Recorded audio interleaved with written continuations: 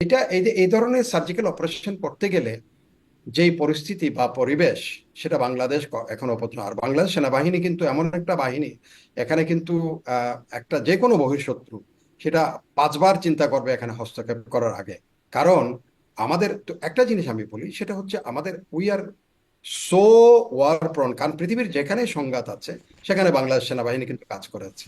সুতরাং সেখানে তাদের যে অভিজ্ঞতা, সেই অভিজ্ঞতার বিরুদ্ধে গিয়ে কোনো একটা বহিঃশত্রু কোনো কিছু করার আগে পাঁচবার দশবার চিন্তা করবে। Allegedly attempting to stage a coup in Bangladesh army, Lieutenant General Faizour held several meetings with Pak diplomats. এখন খুব ডিজিএফআই এর নাম হর হামেশা উঠে আসে। তা গুমের সাথে, বিশেষ করে গুম কমিশনের প্রতিবেদন বা গুমের সাথে কথা উঠলে ডিজিএফআই এর নামটি উঠে আসে। ডিজিএফআই আসলে কাজটা কি? আমরা শুনি রয়ের প্রভাব সেনাবাহিনীতে অনেক বেশি আছে। আসলে কেমন কাজ করে র? তাহলে এটাও বলতে হবে যে তাহলে সিচুয়েশন কি বলকার সাহেবরাই সৃষ্টি করেছিলেন বাংলাদেশে? এই কথাটা বলকার সাহেবকে জিজ্ঞেস করা উচিত ছিল। আপনি যদি যে সিচুয়েশনটা ক্রিয়েট করবেন সেটাকে অ্যাচিভ করার জন্য, সেটা অবজেক্টিভ অ্যাচিভ করার জন্য আপনি যখন সেখানে মরিয়া হবেন তখন এই ধরনের কথাবার্তা বলতে পারেন। I had enough last 7-8 months. তিনি একরকম এটাতে একরকম বিরক্তি প্রকাশ করছেন কিনা সেটিও একটু আপনি ব্যাখ্যা করবেন। এবং এই 7 মাসে আসলে তিনি দায়িত্ব নিয়েছিলেন, দায়িত্ব তিনি পালনে ব্যর্থ হলেন, দায়িত্ব পালন করতে চাইলেনই না, নাকি আসলে তাকে দায়িত্ব পালন করতে দেয়া হলো না? প্রশ্ন হবে লাগামহীন। জানতে চাই, জানাতে চাই এই সময়ের পালস অফ পলিটিক্স। পাকিস্তানের সঙ্গে ঘনিষ্ঠ সম্পর্ক থাকা লেফটেন্যান্ট জেনারেল ফাইজুর রহমানকে সেনাবাহিনীতে অভ্যুত্থানের চেষ্টার অভিযোগে নজরদারিতে রাখা হয়েছে। সেনাপ্রধান ওয়াকারুজ্জামান এ বিষয়ে ইঙ্গিত পাওয়ার পর লেফটেন্যান্ট জেনারেল ফাইজুর রহমানকে নজরদারিতে রাখার নির্দেশ দেন, কারণ তিনি সেনাপ্রধানকে অপসারণ করে নিজেই সেই পদে বসার চেষ্টা করছিলেন। এমন খবর প্রকাশ করেছে ভারতের প্রতিষ্ঠিত গণমাধ্যম ইন্ডিয়া টুডে। এছাড়াও ভারতীয় নানা গণমাধ্যমে বাংলাদেশ সেনাবাহিনীকে নিয়ে রয়েছে নানা আলোচনা। আইএসপিআর এর পক্ষ থেকে যদিও এর প্রতিবাদ জানানো হয়েছে। এদিকে জাতিসংঘ মানবাধিকার কমিশনের হাই কমিশনার ভলকার তুর্ক দাবি করেছেন, জুলাই আগস্ট অভ্যুত্থানে জড়ালে শান্তিরক্ষী পাঠানো দেশ হিসেবে থাকবে না বাংলাদেশ, এমন সতর্কবার্তার ফলে পরিবর্তন এসেছে বাংলাদেশে। এই বক্তব্যেরও প্রতিবাদ করেছে বাংলাদেশ সেনাবাহিনী। সেনাবাহিনীকে নিয়ে এত গুঞ্জন গুজব কেন? তবে কি সেনাবাহিনীকে বিতর্কিত করার চেষ্টা চলছে, নাকি আসলেই সেনা অভ্যন্তরে চলছে অস্থিরতা, পাল্টাকুর পরিকল্পনা? গেল 25শে ফেব্রুয়ারি সেনাপ্রধানের কঠিন সতর্কবার্তা কিসের ইঙ্গিত? এসব নিয়ে আলোচনায় স্বপ্নধারা নিবেদিত পালস অফ পলিটিক্সে আমার আজকের অতিথি নিরাপত্তা বিশ্লেষক মেজর অবসরপ্রাপ্ত ইমদাদুল ইসলাম। মেজর অবসরপ্রাপ্ত ইমদাদুল ইসলাম, আপনাকে স্বাগত জানাচ্ছি আমার আজকের পালস অফ পলিটিক্সে। আপনাকে আজকে বিশেষভাবে আপনার কাছে অনেকগুলো প্রশ্ন, কারণ সেনাবাহিনীতে এখন অনেক কিছু, অনেক ধরনের গুঞ্জন শোনা যাচ্ছে। সেই বিষয়গুলো স্পষ্ট হব আপনার কাছে, এবং চলমান কিছু পরিস্থিতি নিয়ে আপনার সাথে কথা বলতে চাইব। শুরুতেই আপনার কাছ থেকে একটু স্পষ্ট হই যে ভারতীয় গণমাধ্যমে নানান রকম খবর দেখা যাচ্ছে। এর মধ্যে একটি খবর নিয়ে আমি একটু আপনার দৃষ্টি আকর্ষণ করতে চাই। ইন্ডিয়া টুডের একটি খবর। ইন্ডিয়া টুডের খবরটিতে বলা হচ্ছে যে সেনাবাহিনীর ভিতরে কুর চেষ্টা হচ্ছে। আমি যদি একটু পড়েই শোনাই দর্শকদের উদ্দেশ্যে, আমি একটু আমি চাচ্ছি একটু এটা দর্শকদের উদ্দেশ্যে বলতে, যে এই ইন্ডিয়া টুডের খবরটিতে বলা হচ্ছে, lieutenant general Faizur Rahman put under surveillance was allegedly attempting to stage a coup in Bangladesh army. Lieutenant general Faizur held several meetings with Pak diplomats. এবং বলা হচ্ছে যে সেনা প্রধানের বিরুদ্ধে আসলে এরকম একটা অবস্থান নেওয়া হচ্ছে। আসলে এই বিষয়ে কতটা আপনি জানেন? আইএসপিআর এই ভারতীয় গণমাধ্যমের খবরগুলোর প্রতিবাদ করছে, কিন্তু ইন্ডিয়া টুডে, মানে স্পেসিফিক্যালি আমি দেখিনি যে ইন্ডিয়া টুডের বিষয়ে বলছে। ইন্ডিয়া টুডে একটা স্বনামধন্য এবং প্রতিষ্ঠিত গণমাধ্যম। আসলে কি ঘটছে বলেন তো? ধন্যবাদ। আপনার প্রশ্নে আসার একটু আগে একটু আমি সময় নিতে চাচ্ছি। এটা মার্চ মাস, আমাদের স্বাধীনতার মাস। এই মাসে আসলে আমাদের সেনাবাহিনীর যারা লোক, তারা অনেকে জীবন বাজি রেখে এই যে, বা সাধারণ মানুষ, ছাত্র, কৃষক, জনতা, তারা নিজের দেশের স্বাধীনতা অর্জনের জন্য এই পলাশ শিমুলের মুহূর্তে, এই বসন্তকালীন সময়ে তারা জীবনের মায়া ত্যাগ করে নিজেদেরকে এই পলাশ শিমুলের রক্তে রঞ্জিত করেছে এবং স্বাধীনতা অর্জন করেছে। তাদের প্রতি আমার অন্তর থেকে শ্রদ্ধা নিবেদন করে আপনার প্রশ্নে আসছি। যেই প্রশ্নটা আপনি করেছেন, এটা ভারতীয় বিভিন্ন ব্লগার্স বা বিভিন্ন ইউটিউবার্স যারা আছেন, তারা বেশ জোরসোরে এটার উপরে কিন্তু অনেকগুলো দেখেছি আমি। এবং কোনো কোনো ইউটিউবার তারা একদম নিশ্চিত করে বলেছেন যে তারা এই যে লেফটেন্যান্ট জেনারেল ফয়জুর রহমান, তাকে গ্রেফতার করা হয়েছে, অ্যারেস্ট করা হয়েছে। পরবর্তীতে আমাদের যেটা আমরা যেটা জানি, উনি একেবারে নিয়মিত যথাযথভাবে ওনার অফিসে হাজির করছেন, অফিস করছেন কোয়ার্টার মাস্টার জেনারেল হিসেবে। হুম। সুতরাং এটা যে এখনো পর্যন্ত যদি কোনো কিছু তারা যদি এটা প্রচার করতে চায়, সেটা যদি একবার বাস্তবের সাথে সম্পর্কহীন হয়, যেটা অনুমান নির্ভর, ধরেন এটা হতে পারে, আমরা বলতে পারি যে এটা কালকে ভূকম্পন হতে পারে, এটা অনুমান নির্ভর যদি হয়, এবং সেটা যদি না হয়, তখন কিন্তু তথ্যের এবং সেই সংবাদের আর ইয়াটা থাকে না, তার গুরুত্বটা থাকে না, বা সেটা ফলস হিসেবে মানুষের কাছে চলে আসে। তো সুতরাং এটা বাংলাদেশ সামরিক বাহিনী বা সেনাবাহিনীর অভ্যন্তরীণ বিষয়ে যেভাবে যে জিনিসগুলো আসছে, আমরা কিন্তু, আমি সেনাবাহিনীর একজন প্রাক্তন সদস্য হিসেবে, যেমন আমি আজকেও গলফ ক্লাবে গিয়েছি, খেলাধুলা করেছি অনেক, আমাদের আমার যারা অফিসাররা আছে তাদের সাথে।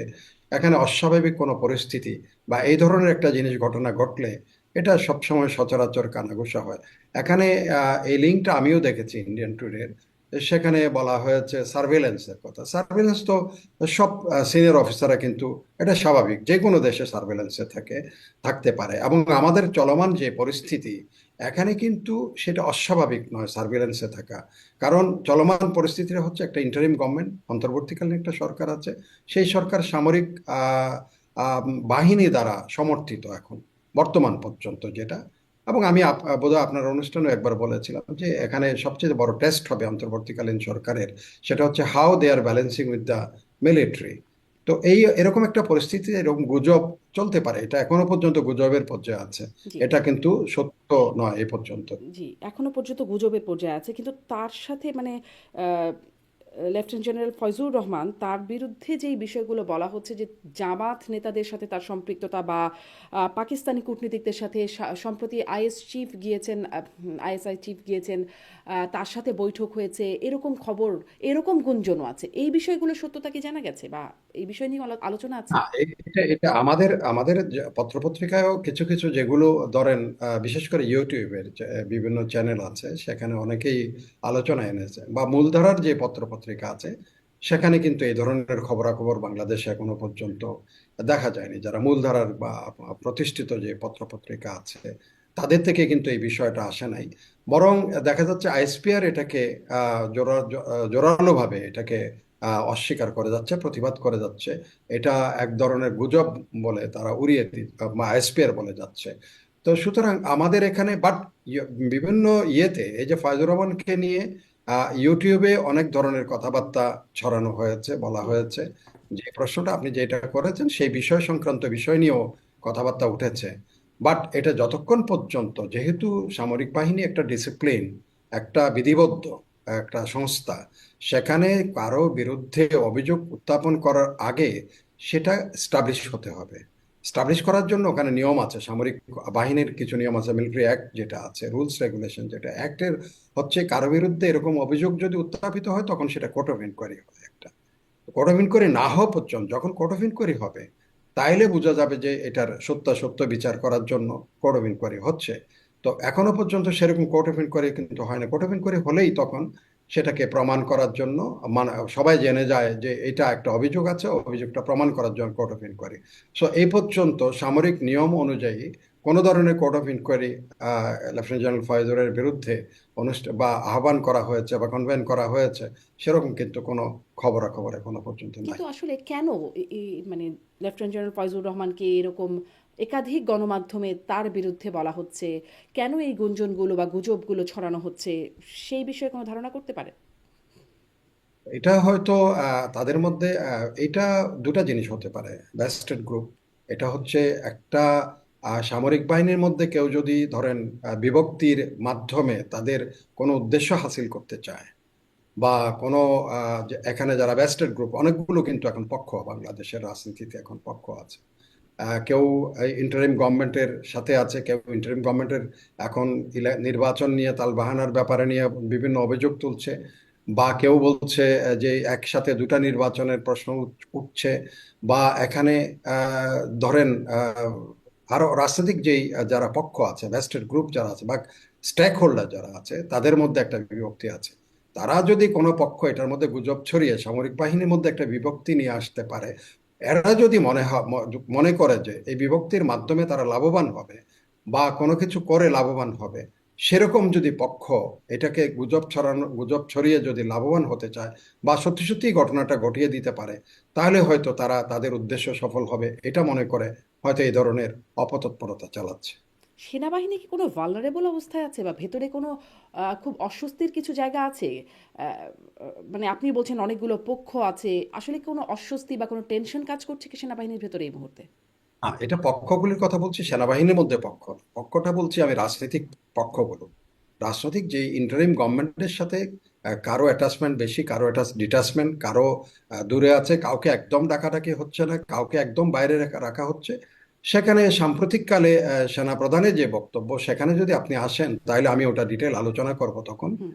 কারণ এখানে অনেকগুলো পয়েন্ট আছে যেগুলো হয়তো অনেকের অস্বস্তির কারণ হয়েছে। তারা হয়তো সেনাপ্রধানের বিপক্ষে গিয়ে গুজব ছড়াতে পারে তাদের উদ্দেশ্য স্বার্থ, তাদের উদ্দেশ্য যেটা সেটাকে মানে হাসিল করার জন্য। তো সেই ক্ষেত্রে যদি এই ধরনের গুজব ছড়িয়ে তারা যদি তাদের উদ্দেশ্যে সফল হতে পারে, তাহলে সেটা হয়তো তারা করতে পারে। এটা কিন্তু সেনাপ্রধানও হয়তো, বা সেনাবাহিনীতে অস্বস্তি সেটা কিন্তু প্রকাশ্য হয় না। সেনাবাহিনীর কোনো যদি অস্বস্তি থাকেও সেটা প্রকাশ করার কোনো সুযোগ নাই। এটা রাজনৈতিক দল নয় যে এখানে স্লোগান দেবে কেউ যে মানি না, মানবো না, বা করবো না, এই করবো না, সে করবো না। Is a very strictly regulated body. এখানে কিন্তু সেই সুযোগটা খুবই কম। সেটা এজন্য আপনি আঁচ করার এটা বহুত মুশকিল যে অস্বস্তি আছে কিনা, অস্বস্তির। এবং আমার মনে হয় এ পর্যন্ত জেনারেল ওয়াকার এককভাবে যে দৃঢ় নেতৃত্ব তার প্রতিষ্ঠিত, সেটাতে অস্বস্তির এখনো পর্যন্ত তেমন কোনো কারণ এখনো নাই। জি। আহ, আমরা আরও একটা বিষয় দেখছি, মানে ভারতীয় গণমাধ্যমের গুঞ্জন বা গুজব যাই বলি না কেন সেই বিষয়গুলো নিয়ে কথা বলছিলাম। আমরা দেখলাম যে সম্প্রতি জাতিসংঘের মানবাধিকার কমিশনের হাই কমিশনার ভলকার তুর্ক, তিনি বিবিসিকে দেয়া একটা সাক্ষাৎকারে তিনি বলছেন যে জুলাই আগস্ট গণ অভ্যুত্থানের সময় সেনাবাহিনীকে তিনি সতর্ক করেছেন এগুলোর মধ্যে জড়িত হলে শান্তিরক্ষী মিশনে পাঠানো দেশ হিসেবে নাও থাকতে পারে, এমন সতর্কতা দেওয়া হয়েছে সেনাবাহিনীকে, এবং যার ফলশ্রুতিতেই পরিবর্তন দেখা গেছে। এই খবরটিও আইএসপিআর জানিয়েছে যে এইটিরও একটা প্রতিবাদ করেছে আইএসপিআর। মানে এরকম কি কোনো বিষয় আছে, আসলে কি ভূমিকা আপনার কাছে সেটাও একটু জানতে চাই। মানে জাতিসংঘের থেকে এরকম একটা অভিযোগ বা এরকম একটা বিষয় কেন উত্থাপন করা হলো, কেন ভলকার তুর্ক কেমন বললেন? সেনাবাহিনী কি সেই জুলাই আগস্ট গণ অভ্যুত্থানের সময় আহ, তৎকালীন সরকারের সাথে বিট্রে করেছে, জনগণের পক্ষে কাজ করেছে, নাকি আসলে যেটা সুবিধা সেনাবাহিনীর স্বার্থে যেটা ভালো সেই সেই কাজটা করেছে? আপনি এখানে অনেকগুলো প্রশ্ন আছে। প্রথম বলকার তুর্ক সাহেবের কথা বলি। উনি তো একেবারে জাতিসংঘের ওখান থেকে উনি অনেক উচ্চ কণ্ঠে সেই কথাগুলি বলার চেষ্টা করেছেন যে তার একটা ক্রেডিট নেওয়ার জন্য। আসলে বলকার তুর্কদের ক্রেডিবিলিটি কতটুকু সেটা আমরা যখন গাজার দিকে দেখি তখন বুঝি, মায়ানমারের দিকে দেখি 10 থেকে 12 লক্ষ লোক এখন পড়ে আছে, বলকার তুর্করা সেখানে কিচ্ছুই করতে পারে নাই। বাংলাদেশে ঘুরে যায় এবং খুব এখানে আমাদের এখানে দেখায় যে তাদের কর্তৃত্ব। এটা আইএসপির যে কথাটা বলেছে সেটা কিন্তু অনেকটা আমি বলবো যে এটা একটা সেনাবাহিনী থেকে সাথে সরাসরি কোনো একটা বিদেশি বা জাতিসংঘের সরাসরি যোগাযোগ করার স্কোপ কম। সেটা তো অস্বীকার তারা করেছে, বলেছে যে এই ধরনের হলেও সেটা সরকারের সাথে হতে পারে, তৎকালীন সরকারকে সাবধান করতে পারে যে তোমরা যদি সেনাবাহিনীকে এখানে টেনে আনো তাহলে তোমাদের যে ইউএন মিশন আছে সেটাকে আমরা affected, is going to be affected, এই ধরনের কথাবার্তা বলতে পারে। বাট সেনাবাহিনীকে সরাসরি এই ধরনের সতর্ক করার সুযোগটা খুব বেশি বলকার তুর্কের সাহেবের আছে। সেটা এটা করলে বেশিরভাগ আছে জাতিসংঘে একটা ডিপার্টমেন্ট আছে যেটাকে আমরা বলি, সেটা হচ্ছে আমাদের যে পিস কিপিং মিশনের জন্য একটা আন্ডার সেক্রেটারির নেতৃত্বে একটা আহ, দপ্তরেই আছে সেখানে। সেখান থেকে হয়তো কোনো ধরনের সিগন্যাল, ওখানে আমাদের এক অফিসারও আছে একজন নিউ ইয়র্কে বসে, সে জাতিসংঘ মিশনটা দেখে, একজন কর্নেল অবলিক ব্রিগেডিয়ার লেভেলের একজন থাকে। তার মাধ্যমে হয়তো সেই ধরনের কোনো কথাবার্তা ভলকার তুর্ক সাহেব বলতে পারেন নাই।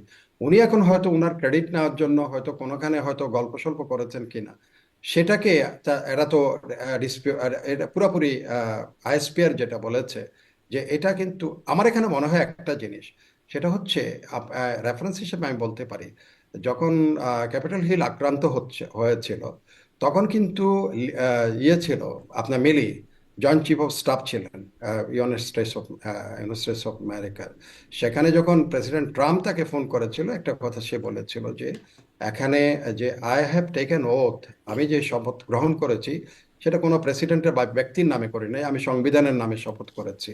সুতরাং হয়তো জেনারেল ওয়াকারের মনেও সেই ধরনের কোনো কিছু তখন উকি দিয়েছে যে দেশের কনস্টিটিউশনের কে প্রতি কনস্টিটিউশনের প্রতি শপথ গ্রহণ তার কোনো ব্যক্তির শপথ গ্রহণ নয়, ব্যক্তির কাছে শপথবদ্ধ নয়, যার জন্য হয়তো এক ধরনের সিদ্ধান্ত সেদিন সে গ্রহণ করেছিল, উনি গ্রহণ করেছিলেন। তো এখানে বলকার সাহেব এখন সেটাকে যদি তার কৃতিত্ব নিতে চান যে আমাদের হুমকি দুমকি দিয়ে খুব একটা বেশি কিছু করে ফেলেছেন, সেটা আমার মনে হয় না। এটা তৃতীয় বিশ্ব দেশ হিসেবে ওরা আমাদেরকে নিয়ে এইসব কথাবার্তা বলতেই পারে, বাট এটা আমার মনে হয় না এটা জাস্টিফাইড। বলকার সাহেব খুব একটা বেশি কিছু করতে পেরেছিলেন, এটা পরিস্থিতির উপরে ভিত্তি করেই। তাহলে সেটা যদি হয় তাহলে এটাও বলতে হবে যে তাহলে সিচুয়েশন কি বলকার সাহেবরাই সৃষ্টি করেছিলেন বাংলাদেশে? এই কথাটা বলকার সাহেবকে জিজ্ঞেস করা উচিত ছিল। আপনি যদি যে সিচুয়েশনটা ক্রিয়েট করবেন সেটাকে অ্যাচিভ করার জন্য, সেটা অবজেক্টিভ অ্যাচিভ করার জন্য আপনি যখন সেখানে মরিয়া হবেন তখন এই ধরনের কথাবার্তা বলতে পারেন। দ্যাট মিনস বলকার কি বাংলাদেশের সিচুয়েশনকে অ্যাগ্রাভেট করেছেন এবং সেখানে তাকে সে অ্যাচিভ করার জন্য সেই কাণ্ডটা করেছেন? এটাও তো প্রশ্ন করতে পারি আমরা বলকারকে। জি। আহ, আপনি তার ক্রেডিবিলিটির কথা প্রশ্ন করছেন, মানে জাতিসংঘ যে প্রতিবেদনটা দিয়েছে, যেখানে বলছে যে প্রায় 1400 মানুষ বা আনুমানিক একটা সংখ্যা বলছে 1400 মানুষ হত্যাকাণ্ডের শিকার হয়েছে। সেখানে সাবেক প্রধানমন্ত্রী সহ সিনিয়র নেতা বা মন্ত্রীদেরকে সরাসরি নির্দেশদাতা হিসেবে অভিযুক্ত করা হচ্ছে। এই প্রতিবেদনটি আওয়ামী লীগ প্রত্যাখ্যান করেছে এবং তারা এটিকে পক্ষপাত দুষ্ট হিসাবে বলছে। মানে যখন সেনাবাহিনীর বিরুদ্ধে এরকম একটা অভিযোগ তুলছে জাতিসংঘ হাই কমিশনার, মানবাধিকার বিষয়ক হাই কমিশনার ভলকার টুর্ক, এবং সেনাবাহিনী সেটাকে প্রত্যাখ্যান করছে বা প্রতিবাদ করছে, তখন কি আসলে তাদের, আপনি যেটি বলছিলেন তাদের ক্রেডিবিলিটি, তাহলে কি আওয়ামী লীগ এখান থেকে একটা বেনিফিট পায় যে আসলেই তাদের ক্রেডিবিলিটি নিয়ে কোনো ক্রাইসিস আছে বা ক্রেডিবিলিটির সংকট আছে, বিশ্বাসযোগ্যতার ঘাটতি আছে? হ্যাঁ, ক্রাইসিস আছে। সেটা হচ্ছে যেমন তাদের যে সংখ্যার কথা বলেছে সেটা সরকারি সংখ্যার সাথে গরমিল প্রথমত। দ্বিতীয়ত হচ্ছে তাদের প্রতিবেদনে তারা এই যে পুলিশ হত্যাকাণ্ডের শিকারে পরিণত হয়েছে ব্যাপকভাবে, সেটার ব্যাপারে তারা উচ্চবাচ্য করেনি। সেখানে ইন্ডেমনিটি যেটা ডিক্লেয়ার করা হয়েছে তাদের 5ই আগস্টের পর থেকে যে ইন্ডেমনিটি ডিক্লেয়ার করা হয়েছে সেগুলি নিয়ে কোনো মানবাধিকারের মানে বিঘ্ন হওয়ার কথা বলে নাই, সেগুলি তদন্তের ব্যাপারে খুব একটা উচ্চবাচ্য হয়নি। সুতরাং এখানে বলকার তুর্কদের, এবং এটা এত দ্রুত তারা এই প্রতিবেদনটা উপস্থাপন করেছেন, সেটা যেমন যেমন চট্টগ্রামে, যদি আমি আমি তো চট্টগ্রামেই থাকি বেশি করে, ধরেন চট্টগ্রামে অন্তত সব মানুষের সাথে, সচেতন মানুষদের সাথে আমরা সম্পর্কিত। তো সেখানে যদি এই তদন্তের যদি বিস্তৃত তদন্ত যদি হতো, কাদের মাধ্যমে হচ্ছে, কি তদন্ত হচ্ছে, কোথায় কি হলো, এগুলি তুর্করা এখন মনে হচ্ছে, আপাত দৃষ্টিতে মনে হচ্ছে একটা তৈরি করা প্রতিবেদন উনি উপস্থাপন করেছিলেন খুব দ্রুততার সাথে। তো তাহলে সেখানে যদি সেটা বস্তুনিষ্ঠ হতো, সেখানে তাহলে এই যে পুলিশ হত্যাকাণ্ডের বিষয়গুলো আসতো, ইন্ডেমনিটি কেন ঘোষণা করতে হবে সেখানে, সেই জিনিসগুলো আসতো। এই যে হাজার হাজার অস্ত্র লুট হয়ে গেছে, গোলা বারুদ কয়েক লক্ষাধিক গোলাগুলি এখনো পর্যন্ত উদ্ধার হয়নি সরকারি হিসাব অনুযায়ী, কয়েক হাজার অস্ত্র এখনো উদ্ধার হয়নি, সেই সংক্রান্ত এখানে রিপোর্টের মধ্যে তেমন কোনো কিছু উল্লেখ নাই। তো এইগুলির মধ্যে যতটুকু প্রকাশিত হয়েছে তার কথা বলছি। এখন যদি ওরা আরো পরে আরো যদি সাপ্লিমেন্টারি কোনো রিপোর্ট উপস্থিত করে সেটা ডিফারেন্ট থিং। আমরা যেটা যতটুকু পত্রপত্রিকায় দেখেছি সেই অনুযায়ী বলকার তুর্কের যে প্রতিবেদন সেটা খুব যে একেবারেই বস্তুনিষ্ঠ বা নিরপেক্ষ সেটা বলা যাবে না। এখান থেকে আপনি যেটা বলছেন, ডেফিনেটলি আওয়ামী লীগ একটা সুযোগ নেওয়ার চেষ্টায় থাকবে তারা, যদিও প্রত্যাখ্যান করেছে, বা একই সাথে তারা একটা এখানে সুযোগ নেওয়ার সুযোগও পাবে। জি। কিন্তু মানে এটি যে কেন জাতিসংঘ এরকম পক্ষপাতদুষ্ট আচরণ করবে, তাদের কি উদ্দেশ্য থাকতে পারে? হ্যাঁ, দেখুন, জাতিসংঘের সবগুলি সংস্থা সবসময় যে নিরপেক্ষ ভূমিকা পালন করে, যেমন মিয়ানমার থেকে যখন রোহিঙ্গাদের, আমি তো এদের সাথে জড়িত ছিলাম, রোহিঙ্গাদের যখন এটা তারা আগে থেকে জানতো এবং তাদের একটা রিপোর্টও আছে এটার উপরে, তারা জানতো, বাট তারা they have not alarm the parties, যে এটা জেনেও তারা এটা চাপা দিয়েছে। জাতিসংঘ এটার উপর আবার তদন্ত করেছে যে চাপা কেন দেওয়া হয়েছিল, কিন্তু যারা চাপা দিয়েছে তাদের বিরুদ্ধে কোনো অ্যাকশন নিয়েছে, জাতিসংঘ নিতে পেরেছে, সেটা কিন্তু দেখি নাই আমরা। যেমন আমি আপনাকে বলি, জাতিসংঘের সৈন্য ছিল সেভেরিনস্কাতে, কি হলো? জাতীয় পিসকিপার ছিল সব, ওখানে যারা সার্ব বসনিয়ান মুসলিম ছিল তাদেরকে নিরাপদ অঞ্চলে নিয়ে গেল তারা, সেখানেই সবাইকে হত্যাকাণ্ডের শিকারে পরিণত করলো। একইভাবে আমি তো I was physically I went there. আপনি যখন আফ্রিকাতে যে আপনার ইয়ের গণহত্যাটা, আপনি সেখানে যেই পরিমাণে 1 মাসে 10 লক্ষ মানুষ হত্যাকাণ্ডের শিকারে পরিণত হয়েছে, এবং জাতিসংঘের শান্তিরক্ষীর উপস্থিতিতে ফরাসি শান্তিরক্ষীরা ছিল সেখানে। জাতিসংঘ কি করেছে সেখানে? নিস্তব্ধ, নীরব, শুধু ভূমিকা পালন করেছে সেটাকে দুঃখ প্রকাশ করার মধ্যে এশিয়া 10 লক্ষ মানুষের জীবন। এই যে রোহিঙ্গাদের এখানে বিতরণ করার ব্যাপারে, সাবরিস্কার ব্যাপারে জাতিসংঘের ভূমিকা আমরা দেখছি। তো সেজন্য জাতিসংঘ সবসময় যে একেবারে একটা বস্তুনিষ্ঠ নিরপেক্ষ থেকে সবসময় কাজ করে যাচ্ছে সেটা কিন্তু নয়। এটা এখন সময় আসছে, যেমন জাতিসংঘের ইসরায়েলি প্রাইম মিনিস্টার জাতিসংঘের সেক্রেটারি জেনারেলকে আনওয়ান্টেড করে দিয়েছে তার দেশে, বলছে he is not will not be allowed to visit our country. So জাতিসংঘ সেখানে কি ভূমিকা পালন করতে পেরেছে? এই জন্য জাতিসংঘ যে একেবারে ধ্রুব সত্য নিয়ে সবসময় কাজ করতে পারে, তারা যে বায়াসড হয় না, তারা যে পক্ষভুক্ত হতে পারে না, এমন কিন্তু নয়। জি, স্পষ্ট। জনাব ইমদাদুল ইসলাম, গণ অভ্যুত্থানের শেষ দিকে এসে, মানে আমরা তো ওই কথাটি শুরু করলাম, শেষ দিকে এসে দেখলাম সাবেক সেনা কর্মকর্তারাও তারা এই অভ্যুত্থানের পক্ষে তাদের অবস্থান জানিয়েছেন। সাবেক সেনাপ্রধান ইকবাল করিম ভূঁইয়া, জেনারেল ইকবাল করিম ভূঁইয়া, তিনিও কথা বলেছেন পক্ষ, মানে তিনি গণ অভ্যুত্থানের পক্ষে নিজের অবস্থান জানিয়েছেন। এইগুলো কি প্রণোদিত ছিল? এর মধ্যে কি কোনো বিষয় ছিল, নাকি এগুলো স্বপ্রণোদিতভাবেই এসেছে? অনেকগুলো জিনিস আছে যে আমি আপনাকে বলি। এই ইংরেজিতে একটা কথা আছে, they are the people with the win.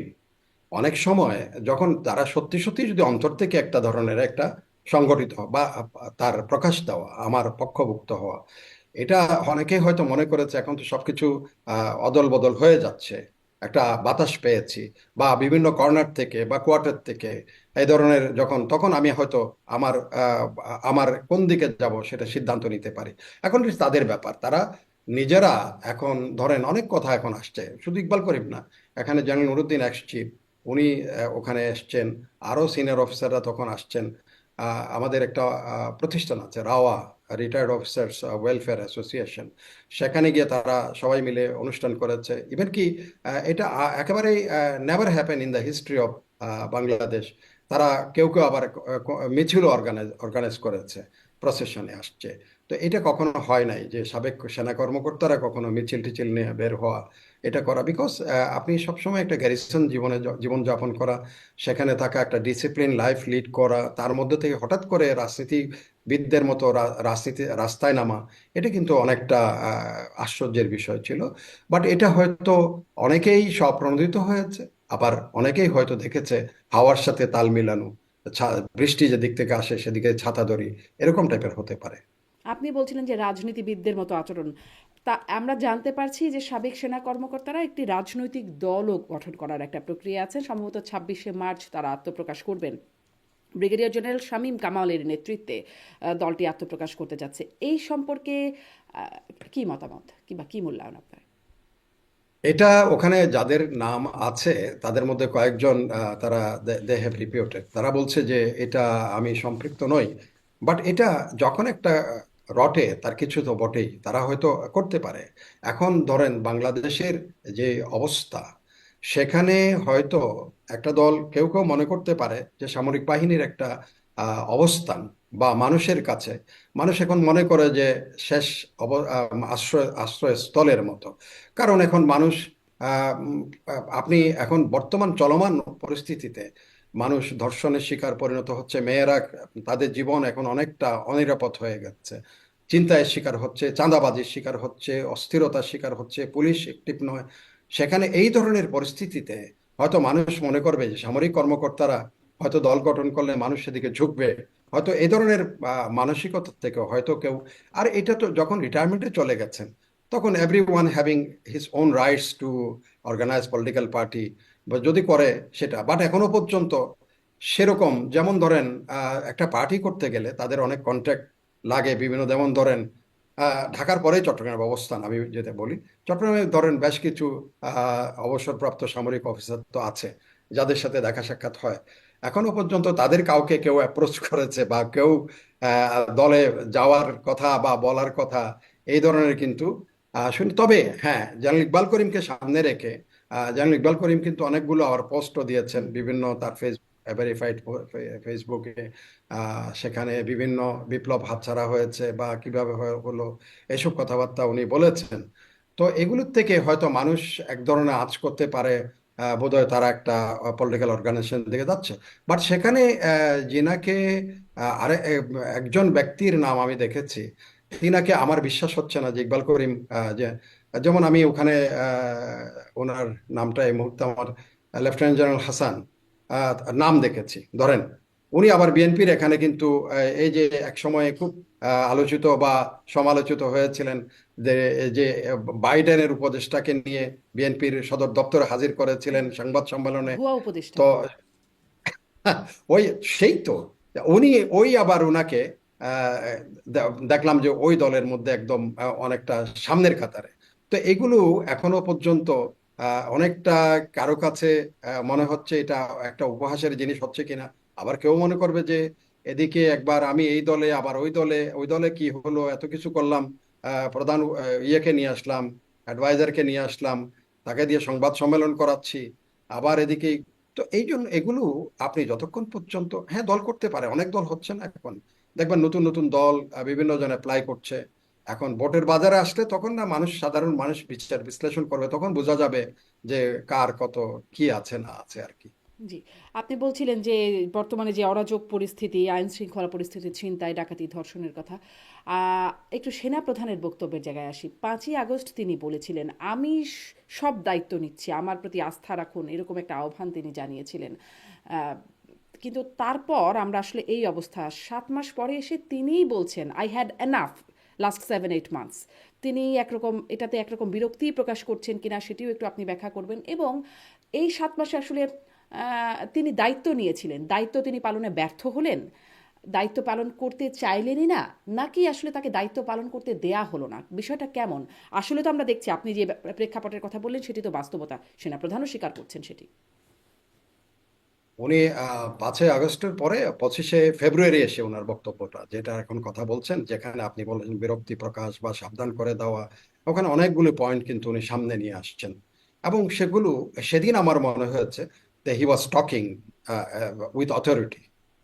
সেদিন সেই কথাটা আমি কারণ আমি ইয়ের টেলিভিশন বা ইউটিউবের কারণ মাধ্যমে আমি বক্তব্যটা বেশ কয়েকবার আমার শোনার সুযোগ হয়েছে।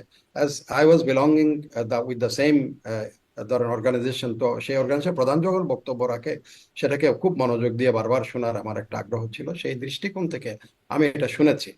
উনি এখানে বেশ কিছু পয়েন্ট নিয়ে আসছেন যেগুলো আমার মনে হয় অন্তর্বর্তীকালীন সরকারের প্রতি, যদিও উনি বক্তব্যটা দিয়েছেন অবসরপ্রাপ্ত সেনা কর্মকর্তাদের বিডিআর এর হত্যাকাণ্ড দিবস উপলক্ষে, সেদিন বিডিআর হত্যাকাণ্ডের উপলক্ষে উনি খুব স্পষ্টভাবে, যেমন সেনা প্রধান যখন বলেন full stop, no but, no if. If or but, if or but, তার মানে হচ্ছে সেখানে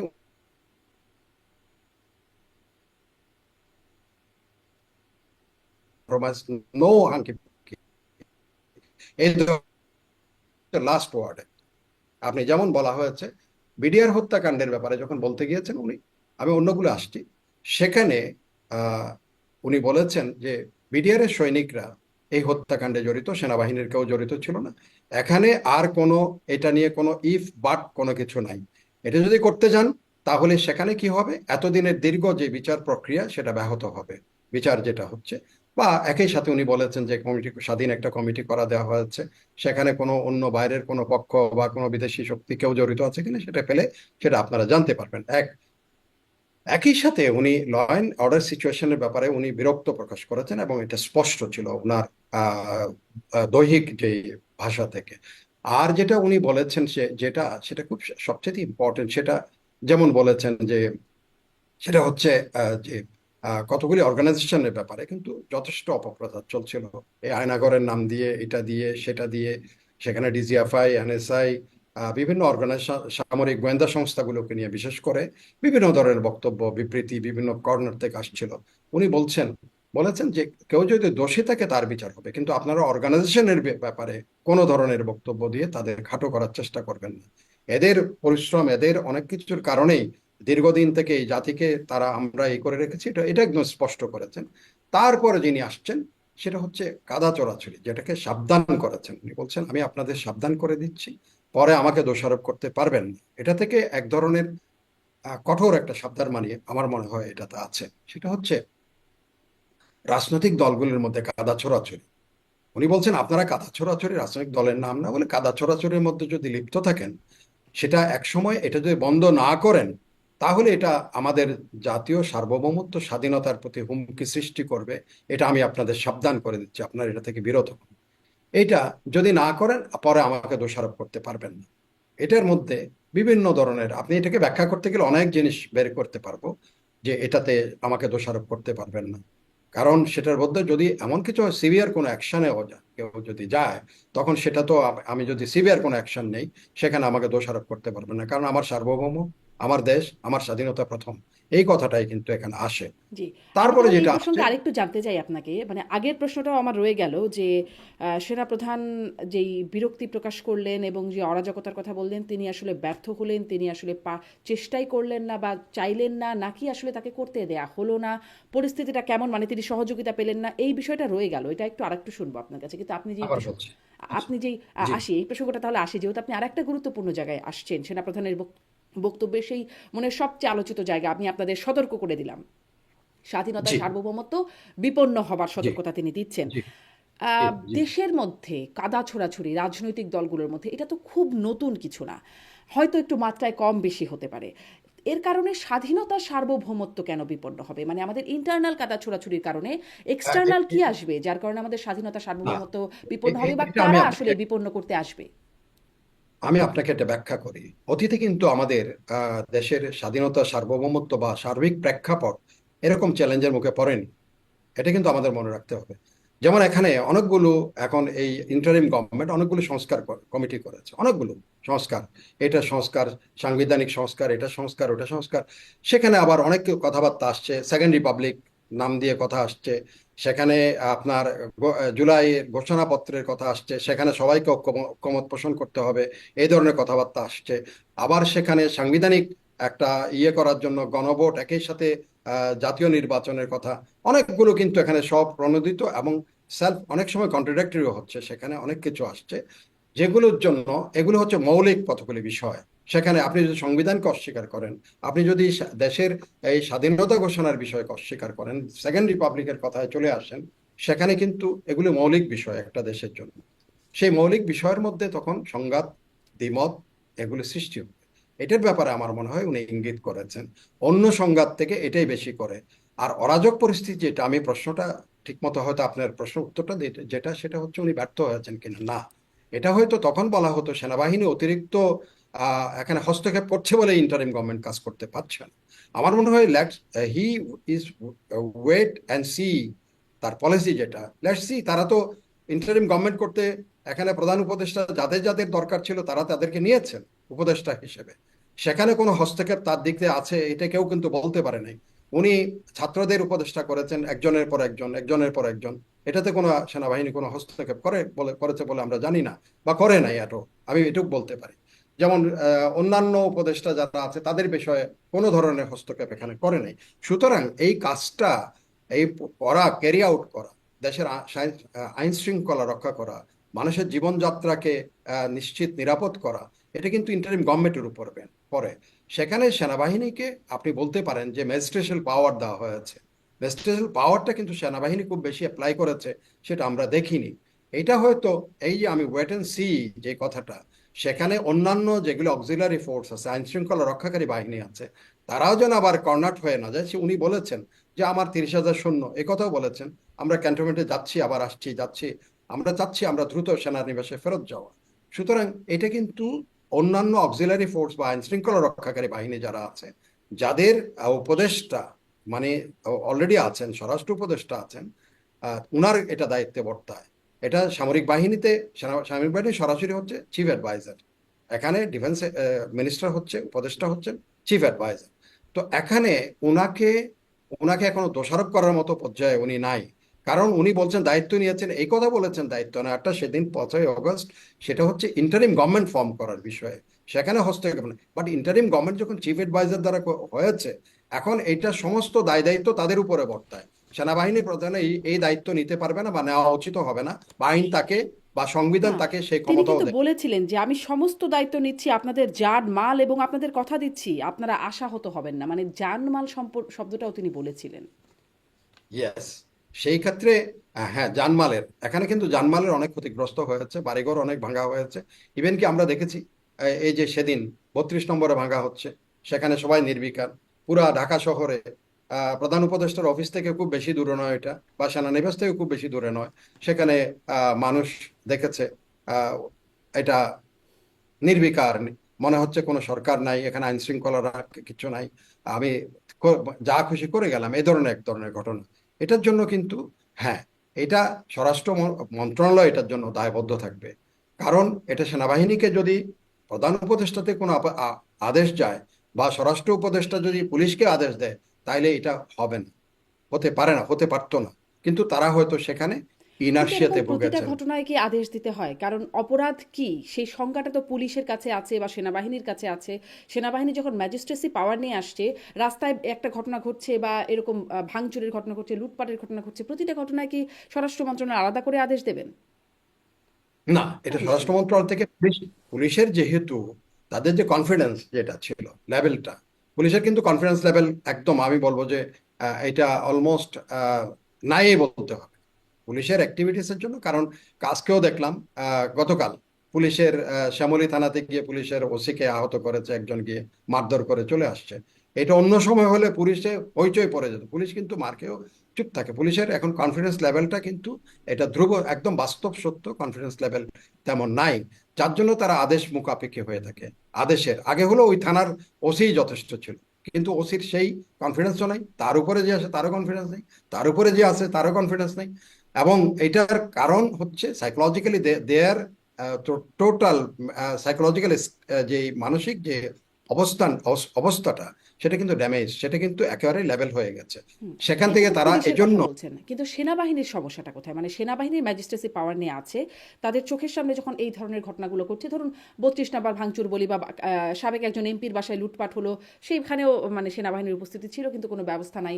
এই যে ঘটনাগুলো বা অন্যান্য আরও যেমন ধরুন আরও আগে জাতীয় পার্টির অফিসে যখন হামলা হলো, তখনও বলা হলো আগে থেকে ঘোষণা দিয়ে হচ্ছে এই ঘটনাগুলো, সেখানে সেনাবাহিনী যাচ্ছে কিন্তু আসলে বাধা দিচ্ছে না ভাঙচুরের ঘটনাতে। এরকমটা সেনাবাহিনীরও কি মনোবল পুলিশের মতো অবস্থা? ন সেনাবাহিনী কেন ব্যবস্থা নেয় না? এখানে হয়তো এই জিনিসটা তারা ওই যে আমি বললাম ওয়েট এন্ড সি, এরা কি করে কি করছে। তো একটা লেভেল এই জন্য বলা হয়েছে সবকিছু, যে আমি সাবধান করে দিচ্ছি, এই সাবধানটা এই জায়গার মধ্যেই, আপনি ব্যাখ্যাটা আমি এখানেই আসবো। যে আপনারা যা করে যাচ্ছেন বা যতটুকু করেছেন, যেটুকু বা যেটা করার কথা ছিল সেটুকু করতে, এটাকে যদি আরো ব্যাখ্যাতে চাই, তাহলে সেটার মধ্যেই সেখানেই সাবধানটা, ওনার সাবধান বাণীটা ওই জায়গাটাই আসছে। কাকে আমার সাবধান মনে হয় করলেন সেটা, তিনি? এটা যারা যারা যারা যারা অসাবধান, যারা এখন পর্যন্ত এই কাজগুলি যাদের করার কথা ছিল, তারা দে দে মিজারেবলি ফেল এই ক্ষেত্রে। এই যে আজকে আইন শৃঙ্খলার কথা বলছি বা এই যে ভাঙ্গাচোরের কথা বলছি, সেখানে যারা একটা এটা তো সরকারেরই দায়িত্ব।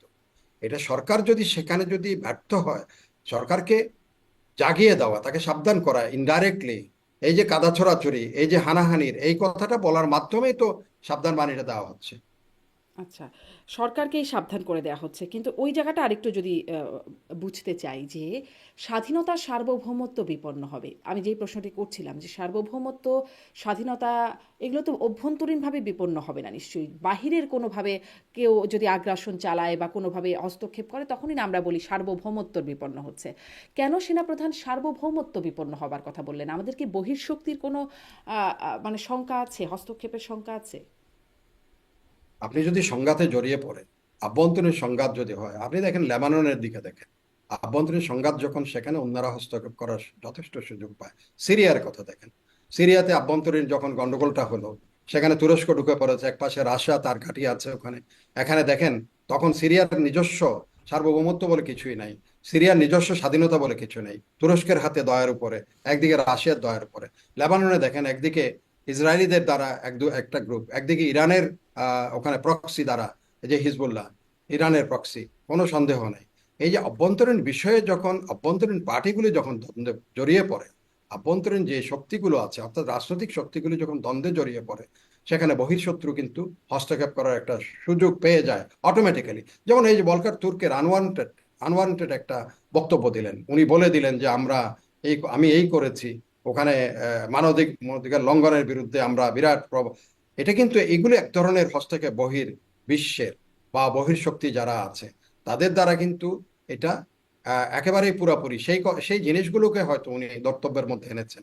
আরও একটা গুঞ্জন জনাব ইমদাদুল ইসলাম আছে সামাজিক যোগাযোগ মাধ্যমে যে ভারত সার্জিক্যাল অ্যাটাক করতে পারে। একদমই গুঞ্জন, একদমই কোনো মেইন স্ট্রিমের খবর এটি না, কিন্তু এই বিষয়টিও বিভিন্ন ইউটিউব বা সামাজিক যোগাযোগ মাধ্যমে এই বিষয়টি আসছে। এরকম কিছু কি আদৌ শঙ্কা থাকে? সার্জিক্যাল অপারেশনটা দুইভাবে হয়, একটা হচ্ছে যেমন মিয়ানমারে ভারত সার্জিক্যাল অপারেশন চালিয়েছে নাগাদের বিরুদ্ধে, এটা বেশি দিনের কথা না, অতি সম্প্রতি নাগাদের বিরুদ্ধে। এটা হচ্ছে পারস্পরিক বোঝাপড়ার মাধ্যমে। সেখানে যে সেনা শাসন আছে তাদের সাথে ভারতের একটা বোঝাপড়া হয়েছে, কারণ নাগারা এই পক্ষ ওই পক্ষ দুই দিকের, মিয়ানমারের নাগা এবং ভারতের নাগা, দুই নাগা মিলে একটা গ্রেটার নাগাল্যান্ড গড়ার জন্য তারা যখন ডাক দিয়েছে, তখন তাদের দুইজনের মধ্যে এক ধরনের একটা মিল হয়ে গেছে, যে স্বার্থের একটা মিল, বা স্বার্থের বিরুদ্ধে কাজ করা একটা পক্ষের বিরুদ্ধে তারা একত্র হয়ে সেখানে সার্জিক্যাল অপারেশন চালিয়েছে। আর একটা হচ্ছে যেমন সার্জিক্যাল অপারেশন পাকিস্তানের অভ্যন্তরে ভারতীয় মিগ এয়ারক্রাফট গিয়ে সেখানে একজন পাইলট পড়েও গেছিল, গুলি করে একটা প্লেনকে নামানো হয়েছিল, সেখানে they bomb on to that their target, কতগুলি টার্গেট উপর তারা বম্ব করেছিল। তো এই ধরনের সার্জিক্যাল অপারেশন করতে গেলে যেই পরিস্থিতি বা পরিবেশ, সেটা বাংলাদেশ এখনো পর্যন্ত, আর বাংলাদেশ সেনাবাহিনী কিন্তু এমন একটা বাহিনী, এখানে কিন্তু একটা যে কোনো বহিঃশত্রু সেটা পাঁচবার চিন্তা করবে এখানে হস্তক্ষেপ করার আগে। কারণ আমাদের তো একটা জিনিস আমি বলি, সেটা হচ্ছে আমাদের we are so war prone, কারণ পৃথিবীর যেখানে সংঘাত আছে সেখানে বাংলাদেশ সেনাবাহিনী কিন্তু কাজ করেছে। সুতরাং সেখানে তাদের যে অভিজ্ঞতা, সেই অভিজ্ঞতার বিরুদ্ধে গিয়ে কোনো একটা বহিঃশত্রু কোনো কিছু করার আগে পাঁচবার দশবার চিন্তা করবে। এবং সেখানে রিলেটেড অন্যান্য জিওপলিটিক্যাল আহ, যেগুলি ইন্টারেস্ট আছে, স্বার্থ আছে, সেগুলোর বিষয়ে তারা কিন্তু পাঁচবার চিন্তা করবে। একই সাথে বাংলাদেশের সাথে যে সব শক্তির সম্পর্ক আছে তাদের অবস্থানগুলো কিন্তু তাদের যারা চিন্তা করতে হবে। যদি ভারতেই মাথায় থাকে, ভারত পাঁচবার চিন্তা করে চীনের অবস্থান কি হবে, ভারত দশবার চিন্তা করে পাকিস্তানের অবস্থান কি হবে, ভারত নিজেও চিন্তা করবে বাংলাদেশের এগেনস্টে গিয়ে এটা চিরন্তন একটা, এই যদি এটা এই জন্য এটা এক ধরনের অনেক ধরনের গুজব, এই যে বললাম না, এটাও একটা গুজবের মধ্যেই এটা থাকবে। পশ্চিমবঙ্গের রাজনীতিবিদদের মুখেও এরকম কথা শোনা যাচ্ছে যে এরকম ঘটনা ঘটাতে পারে ভারত। যাই হোক, এটি একটা গুজবের পর্যায়ে, যেহেতু এটি কোনো না, পশ্চিমবঙ্গের রাজনীতির আগে আমাদের দেশের কথা বললাম। আমাদের দেশে অনেকে বলছে রাতের ভিতর গিয়ে কলকাতা দখল করে ফেলবে। হুম। আমাদের এখান থেকে অনেকে বলছে কালকে সকালবেলা, আমাদের এখান থেকেও একদম ভেরিফাইড ফেসবুকে বলছে না এটা গুনে খাওয়া অথবা ছিঁড়া মানচিত্র, পুরা আসাম ত্রিপুরা, সরি, ওই যে নবাব সিরাজউদ্দৌলার বাংলা বিহার উড়িষ্যা নিয়ে হুম। বাংলাদেশ হবে, এরকম বক্তব্য দিচ্ছে তো এরকম ধরনের, জি। এবং ফ্রম ভেরি অথেন্টিক বা অথরিটিতে থাকা অবস্থায় দিয়েছে এরকম। সুতরাং জি।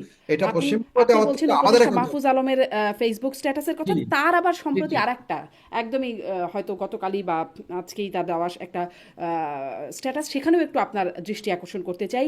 গণ অভ্যুত্থানের বিরুদ্ধ শক্তির একটি ছদ্ম যুদ্ধ চালাচ্ছে, এই শিরোনামে তিনি লিখছেন।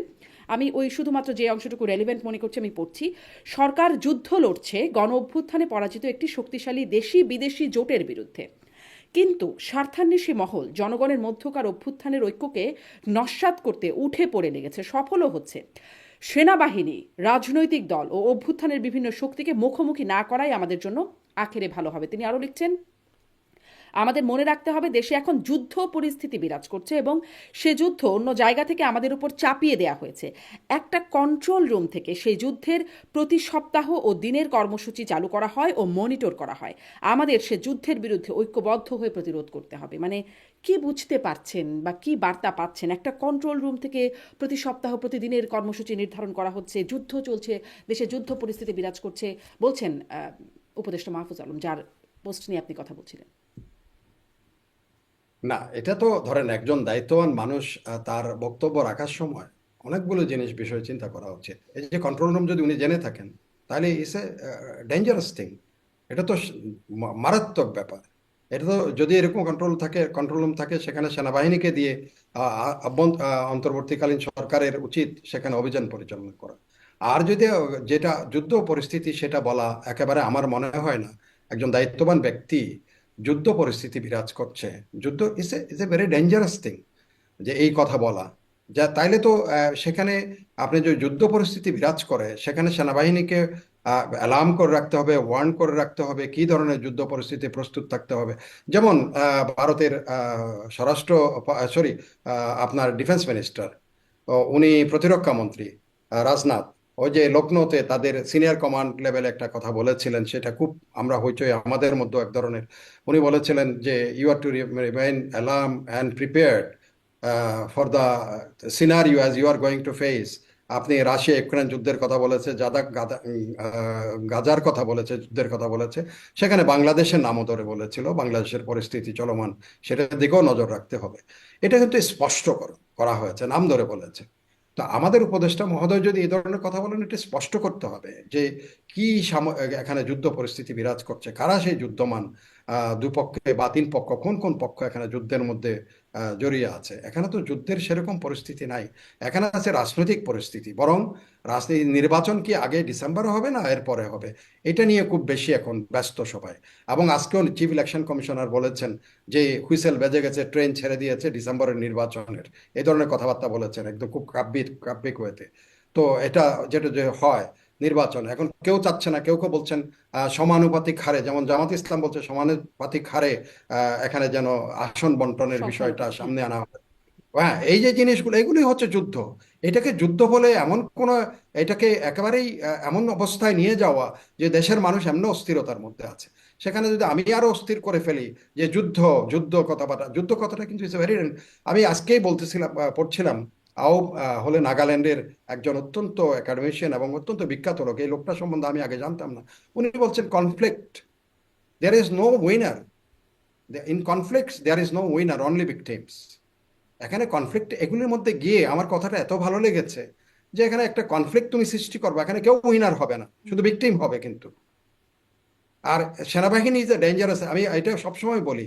আমি যদি এই যে Chinese great man, the great thinker, political thinker, উনি বলছেন when you are dealing with the military, you are to think twice. Sun Tzu বলছেন that you are dealing with the poisonous snake, remember. এটা মনে রাখতে হবে কিন্তু। আপনি যখন তো ভাবে সেনাবাহিনীকে, সামরিক বাহিনীকে আপনি তুচ্ছ, এটা সেটা যুদ্ধ, এটা সেটা বলে কিন্তু উস্কানি দিয়ে মাঠে আনতে পারবেন। এটাই কিন্তু মনে রাখতে হবে সবাইকে।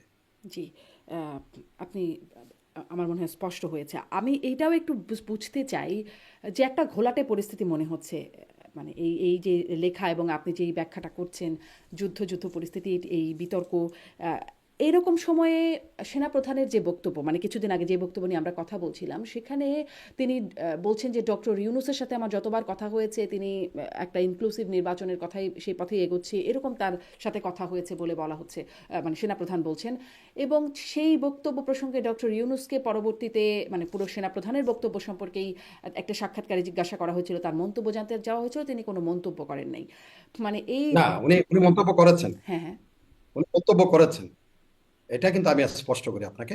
উনি বলছেন যে ওনার স্টেটমেন্ট আমি অথেন্টিক, আমি অথেন্টিফাই কেন করব। হ্যাঁ হ্যাঁ, এবার এই কথা, ওনার বক্তব্যকে আমি কেন, আমার বক্তব্য যে সেটাকে কেন আমি মানে এস্টাবলিশ করব, এই ধরনের এই কথাটা অথেন্টিফিকেশনের কথা হ্যাঁ বলেছেন। উনি বলছেন ওনার বক্তব্যকে আমি কেন অথেন্টিফিকেশনে যাব, এই কথাটা বলেছেন। হ্যাঁ। তাহলে আসলে এখান থেকে আপনি যে এই বিষয়টা বললেন, এখান থেকে কি মনে হচ্ছে, তাদের মধ্যে কি কোনো দূরত্ব তৈরি হয়েছে? না, আহ, এখানে বলি সেনাপ্রধান বারবার একটা কথা বলেছেন, উনি ডিসেম্বরের মধ্যে 18 মাসের মধ্যে নির্বাচনের কথা একদম স্পষ্ট করে উনি ওই সময়ে বলেছেন। কিন্তু সেখানে প্রধান উপদেষ্টা কিন্তু নির্বাচনের তারিখ বারবার কোন তারিখ নির্দিষ্ট করে বলছেন না, এই সময় হতে পারে, এই সময় হতে পারে। বাট সেনাপ্রধান এখানে কিন্তু একটা নির্দিষ্ট করেছেন, একটা নির্বাচন, একটা লাইন দিয়েছেন, একটা করেছেন। এবং ওনার বক্তব্য উনি বলছেন যে নির্বাচন হবে সেটা ফেয়ার, ফ্রি এবং ইনক্লুসিভ। লাস্ট কথাটা কিন্তু ইনক্লুসিভ কথাটা দিয়ে অনেক কিছু এখানে কিন্তু আসে। আপনি ইনক্লুসিভনেসটা হচ্ছে কাউকে বাইরে রাখা যাবে না। তখন প্রশ্ন আসবে এখানে, এই যে জাতীয় পার্টি, আওয়ামী লীগ, এরা তো তাহলে ইনক্লুসিভ হচ্ছে না। যদি এটা করা হয়, যেমন বামপন্থী রাজনীতিবিদ আছে, যারা রাজনৈতিক দলগুলো আছে, তারাও কিন্তু পার্টি হিসেবে recognised from the election commission. তাইলে ইলেকশন কমিশনের উপর তখন একটা দায়িত্ব বর্তায়, যখন ফ্রি ফ্রি ফেয়ার পর্যন্ত, এটা খুব বেশি রিলেটিভ টার্ম, এটা ঠিক আছে। যখন ইনক্লুসিভ আসবে, তখন কিন্তু এই প্রশ্নটা আসবে ইনক্লুসিভের মধ্যে। এখন চিফ ইলেকশন কমিশনারকে এটা নিয়ে প্রশ্ন করা হয়েছে। উনি বলছেন এটা কেউ আইন দ্বারা যদি আহ, ইয়ে না থাকে, আপনার কোনো বাধা না থাকে, তাহলে নির্বাচন করতে কারো, এই ধরনের একটা বক্তব্য উনি আবার দিয়েছেন। যার জন্য আপনি যে ঘোলাটে কথাটা বারবার বলছেন, এই বক্তৃতা বিবৃতিগুলোর মধ্য দিয়ে স্পষ্টীকরণ কিন্তু হচ্ছে না, এখানে ঘোলাটে থেকে যাচ্ছে। আবার কেউ কেউ বলছেন, যেমন উপদেষ্টা ফরিদা আক্তার, উনি বলছেন যে আগে ইয়ের বিচার করা হবে, ভারত থেকে এনে সাবেক প্রধানমন্ত্রীর বিচার করা হবে। আবার কেউ কেউ হচ্ছে বিচারের আগে নির্বাচন হবে না। তাইলে এখানের মধ্যে এগুলি কিন্তু ঘোলাটে হচ্ছে। এদিকে কিন্তু সেনাপ্রধান স্পষ্ট করেছেন বাই ডিসেম্বর, বা একটা টাইমলাইন দিয়েছেন, এর ভিতরে ফ্রি ফেয়ার অ্যান্ড ইনক্লুসিভ ইলেকশনটা হবে, নির্বাচন হবে। আবার একই সাথে কেউ কেউ বলছে যে এর বিচার না হলে, ওর এটা না হলে, এইটা না হলে, এই না করলে, বা সংখ্যানুপাতিক না হলে, বা সংবিধান এবং প্রণয়ন এবং সংবিধানের বিষয় এবং সাংবিধানিক ইয়ে গঠন করা, সংসদ গঠন করা, একই সাথে গণপরিষদ। জাতীয় নির্বাচন। হ্যাঁ, তাহলে এইগুলি সব গোলাটে। এটা আপনি আপনার এই শব্দটা কিন্তু একবারে যথার্থ, গোলাটে। এখানে কিন্তু স্পষ্টীকরণ হচ্ছে না। এটা নির্দিষ্ট করে দেওয়া উচিত, ইন্টারিম গভর্নমেন্টকে পরিষ্কার করে দেওয়া উচিত, এই নির্বাচন, এই জিনিস হবে, এইটা এটা হবে, আমরা এটা করব। এখন আমি সংস্কারের কথা বলি, প্রথম বলা হয়েছিল সংস্কার শেষ না করে, পরে সেটা থেকে সরে আসলো। এটা কারণ প্রধান বিরোধী দল বর্তমানের বিএনপি যখন বলছে যে এটা সংস্কার, এটা চলমান প্রক্রিয়া, আপনারা সংস্কার কি করবেন, আপনারা এটা বাস্তবায়ন করতে পারবেন না, আপনারা আসছেন অনির্বাচিত একটা ইন্টারিম সময়ের জন্য। এটা যেই ক্ষমতায় আসবে, জনগণ দ্বারা নির্বাচিত হবে, তারা এগুলি বাস্তবায়ন করে, আপনারা সুপারিশ করতে পারেন। এটা বাস্তবায়িত হতে পারে চলমান প্রক্রিয়ার মাধ্যমে। আবার এর মধ্যে আরো কিছু করা বক্তব্য বিবৃতি বিএনপির দিক থেকে আসছে। বিএনপির স্ট্যান্ডিং কমিটির সদস্য সালাউদ্দিন সাহেব, উনি আবার কিছু বক্তব্য রেখেছেন। যেমন সেকেন্ড রিপাবলিক, গতকাল আমি প্রথম আলোতে দেখেছেন, আপনি হয়তো দেখেছেন প্রথম আলোতে, উনি বলছেন এটা বাক্য বিলাস। একদম ইয়েতে, উপসম্পাদকীয়তে লেখা হয়েছে এটা, সেকেন্ড রিপাবলিক এটা একটা বাক্য বিলাস। তার মধ্যে এগুলি ঘোলাটে হচ্ছে, অনেক কিছু এখানের ভিতরে আপনার হচ্ছে। এটা আহ, দৃশ্যমান। ইউ আর ভেরি কারেক্ট যে ঘোলাটে আছে অবস্থা। জি। এখন এই যে মানে নির্বাচন নিয়ে যে সেনা মানে প্রধান উপদেষ্টা যা বলছেন বা তার আগে অনেক যদি কিন্তু যুক্ত করে দেওয়া হচ্ছে, এটা করতে হবে, ওটা করতে হবে, অনেকগুলো বিষয় যুক্ত করে দেওয়া হচ্ছে। মানে আপনিও যেটি বলছিলেন যে জাতীয় নাগরিক পার্টি নতুন গঠিত যে রাজনৈতিক দল, তার অন্যতম সার্জিস আলম বলছেন যে সাবেক প্রধানমন্ত্রীকে ফাঁসির মঞ্চে না নেওয়া পর্যন্ত ভুল ক্রমেও যেন কেউ নির্বাচনের কথা না বলে। যারা বলছে তাদেরকে বেইমান সম্বোধনও তিনি করছেন, যে বিচারের আগে কিভাবে নির্বাচনের কথা বলে, তাদেরকে বেইমানও সম্বোধন করছেন। এখন আবার প্রধান উপদেষ্টা তো বলে রেখেছেন, মানে যে ঘোলাটে পরিস্থিতি সেটাকে আরেকটু ব্যাখ্যা করছি, যে প্রধান উপদেষ্টা বলেছেন ঐক্যমত হলে তাহলে ডিসেম্বরে নির্বাচন হতে পারে। কিন্তু বাস্তবতা, বর্তমান পরিস্থিতি যা দেখা যাচ্ছে, ঐক্যমত নাই, বরং বিপরীতমুখী যাচ্ছে। ইনারা জোর দিচ্ছেন বিচারের উপরে, আর বিএনপি বলছে যে ডিসেম্বরে কেন, তারও আগে আরও নির্বাচন হওয়া দরকার বলে বিএনপি দাবি করছে। মানে তাদের প্রায়োরিটি নির্বাচন, এক নম্বর প্রায়োরিটি। সো ঐক্যমতের জায়গাটা আমরা এখন একদমই দেখতে পাচ্ছি না। সামনে হবে কিনা সেটা অন্য ব্যাপার। কিন্তু যদি এই অবস্থা থাকে ডিসেম্বরে, তাহলে ঐক্যমত হলো না, নির্বাচন যদি না হয় বা ঘোলাটে পরিস্থিতি যদি এরকম টানতে থাকে, তাহলে সেনাবাহিনীর অবস্থান কি হবে? কারণ সেনা প্রধান তো বলেছেন 18 মাসের মধ্যে নির্বাচন, 18 মাস পর্যন্ত একটা সহযোগিতার আশ্বাসও তিনি দিয়েছেন। তারপর আসলে কি হবে, সেনাপ্রধান কি করবেন? মানে এটি একদমই একটা হাইপোথেটিক্যাল প্রশ্ন, যদি হয় না হয় তাহলে কি হবে, কি হতে পারে? সেখানে এই সাবধানটা করা আছে, আমি সাবধান করে দিচ্ছি, ক্লিয়ার একদম। উনি তো বারবার বলেছেন যে আমরা আমাদের ব্যারাকে ফেরত যেতে চাই। কিন্তু এই যে আপনি বলছেন গোলাটে, এই যে যেমন রেজভী সাহেব বলছেন যে ইচ্ছা করলে জুন জুলাইতে নির্বাচন করে ফেলতে পারে ইন্টারিম গভর্নমেন্ট চাইলে। আপনি যেটা বললেন ডিসেম্বর লাগবে না, আরো আগে করতে পারা যায়। ডিসেম্বর তারা বলছে লাস্ট, এটার মধ্যে, এর মধ্যে কোনো ধরনের। তো এই যে আপনি বললেন ডিসেম্বরে সবাই ঐক্যমত হলো না, এখানে কারা কি ঐকমত্য হবে না হবে এটা নিয়ে যখন যদি সেটার উপরে যদি মনে হয় কেউ প্রলং করবে, ইন্টারিম গভর্নমেন্ট প্রলং করতে চায়, তখন কিন্তু এখানে এই যে তখন আমার মনে হয় না যে অন্যতম প্রধান বিরোধী দল বিএনপি তখন সেটাকে অ্যাকসেপ্ট করবে। তখন সেখানের মধ্যে এই যে কাদাছোড়া যেটা এখন এই যে 25শে ফেব্রুয়ারিতেই কিন্তু সেনাপ্রধান এই ধরনের একটা সাবধান বাণী উচ্চারণ করেছে। মানে তখন কি হতে পারে? সেনাবাহিনীকে তখন সহযোগিতা করবে না, কারণ সেনাপ্রধান 18 মাস পর্যন্ত সহযোগিতার একটা আশ্বাস দিয়েছেন, নির্বাচন পর্যন্ত সহযোগিতা করবে না বা সেনাবাহিনী ক্ষমতায় আসবে, এরকম কি কোনো জায়গা আছে? একটু একটু শুনতে চাই, ওটা কারণ ওটা অনেকেই একেবারেই এরকম একটা স্লোগানও দিচ্ছে এই মুহূর্তে দরকার সেনাবাহিনীর সরকার। মানে কমেন্টস বক্সগুলো যদি ঘাটেন অনেক দেখবেন এরকম আসছে কিন্তু। এটা এটা এক ধরনের, আমি আপনাকে বলি, সেনাবাহিনী একদম আমি বলি একটা স্ট্রিক্টলি সাংবিধানিক এবং বিধিবদ্ধ করা সামরিক যে আইন আছে, সেখানে সেনাবাহিনী এই ধরনের কিন্তু সুযোগ সেনাবাহিনীর হাতে এই ধরনের সুযোগ রাখা হয়নি। বাট আপনি যখন, যেমন এআর কর্নেলিয়াস, আপনি হয়তো নিশ্চয়ই জানবেন, পাকিস্তানের চিফ জাস্টিস ছিলেন এক সময়। তখন উনি পাকিস্তানে যখন আইয়ুব খান এই ধরনের কোনো একটা ব্যবস্থা গ্রহণ করেছিলেন, তখন সেখানে বলা হয়েছিল, এটা যখন আইন আদালতে গড়াগড়ি করা হলো, চিফ জাস্টিস কর্নেলিয়াস একটা ওয়ার্ড ব্যবহার করেছেন, সেটা একদম বিখ্যাত হয়ে আছে পৃথিবীতে।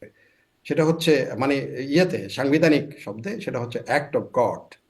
এর বাইরে কিন্তু কিছু না, act of God is a different thing. এটা কিন্তু এয়ার কর্নেলিয়াসের word, should justify the act of the military. So act of God is a different thing. এটা আপনি আমি এখন যেটা আপনি হাইপোথেটিক্যাল একটু আগে বলছিলেন, হাইপোথেটিক্যালি আমি আপনি হয়তো কি হবে এটা আন্দাজ করব, কিন্তু সেটা একদম তুলে ধরতে পারবো না বাস্তব। সেটা হচ্ছে পরিস্থিতি তখন বাধ্য করে, যেমন 5ই আগস্ট।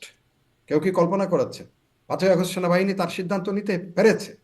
এবং আমি আপনাকে মিলির কথা বললাম, জয়েন্ট চিফ অফ স্টাফ, যখন ট্রাম্প তাকে ফোন করেছে, সে বলছে I have taken oath not on an individual, I have taken my oath on constitution.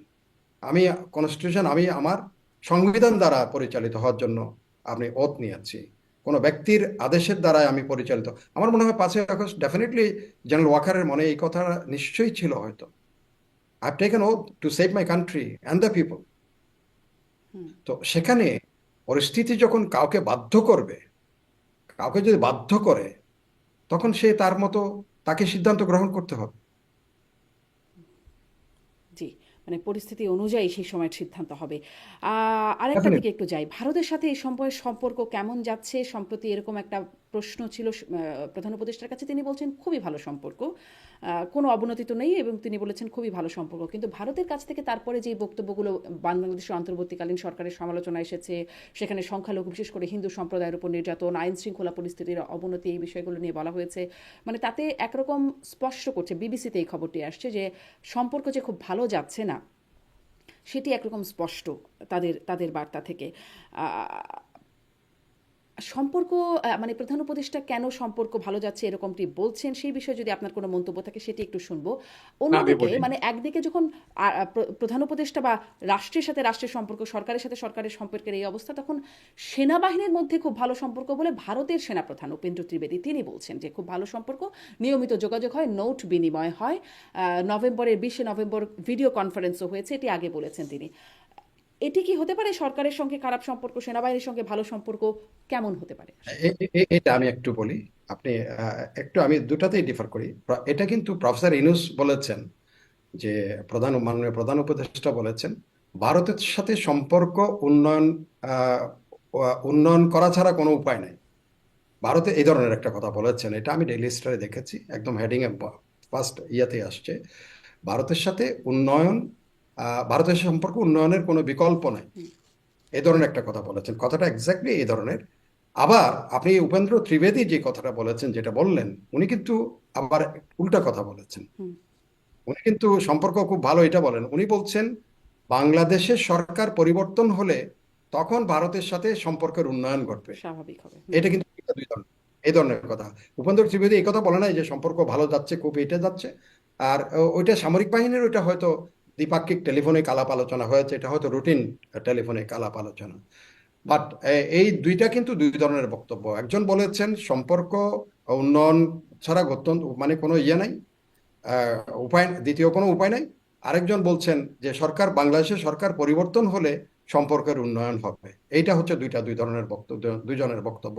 তার মানে হচ্ছে এখানেও কিন্তু গোলাটে, এখানেও কিন্তু ঘোলাটে। আপনার এই শব্দটা আমি আবারও নিচ্ছি, হুম, আপনি যে ঘোলাটে বলছেন, এখানেও কিন্তু ঘোলাটে। একজন এটা বলেছেন, একজন কিন্তু আবার প্রফেসর ইউনূস যখন টেক ওভার করলেন, যখন উনি শপথ গ্রহণ করার পর, সরি, শপথ গ্রহণের আগে আগেই একটা ইন্টারভিউ দিয়েছিলেন আহ, ফ্রান্সে, সম্ভবত প্যারিসে।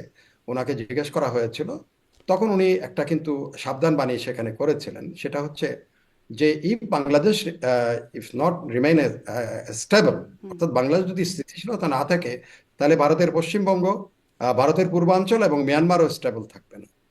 তো এটা কিন্তু তখন আমার কাছে মনে হয়েছিল, একজন সাধারণ, ধরেন অল্পদিন মন্ত্রণালয়ে কাজ করেছি, সেই হিসেবে আমি আবার মিলিটারির বাইরে গিয়েও পররাষ্ট্র কূটনীতিরও ছাত্র হিসেবে মনে করি নিজেকে অনেক সময়। সেখানে কিন্তু এই এই ধরনের ওয়ার্ন করা একজন সার্বভৌম দেশকে, এটা কিন্তু যায় না কূটনীতিতে। আপনি বলতে পারেন না আমার দেশ অস্থিতিশীল, এটা আমার কারণে হতে পারে, কিন্তু অন্য দেশ থাকলেও আমি বলবো না যে তোমার দেশকেও আমি অস্থিতিশীল, তোমার দেশ অস্থিতিশীল থাকবেন, এই কথা কিন্তু বলা যায় না।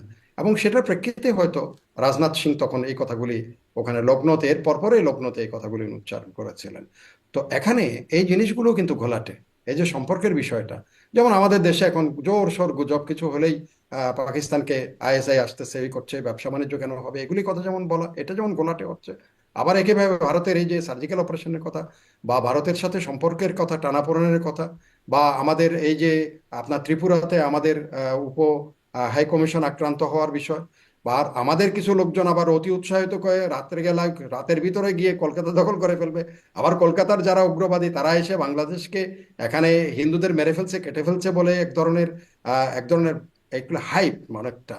এই যে গোলাটে না, গোলাটের মধ্যে একেবারে পুরোপুরি কে কোন পানিতে মাছ শিকার করার চেষ্টায় আছে, এটাও বোঝা যাচ্ছে না, এমন গোলাটে করে ফেলছে অবস্থাগুলি।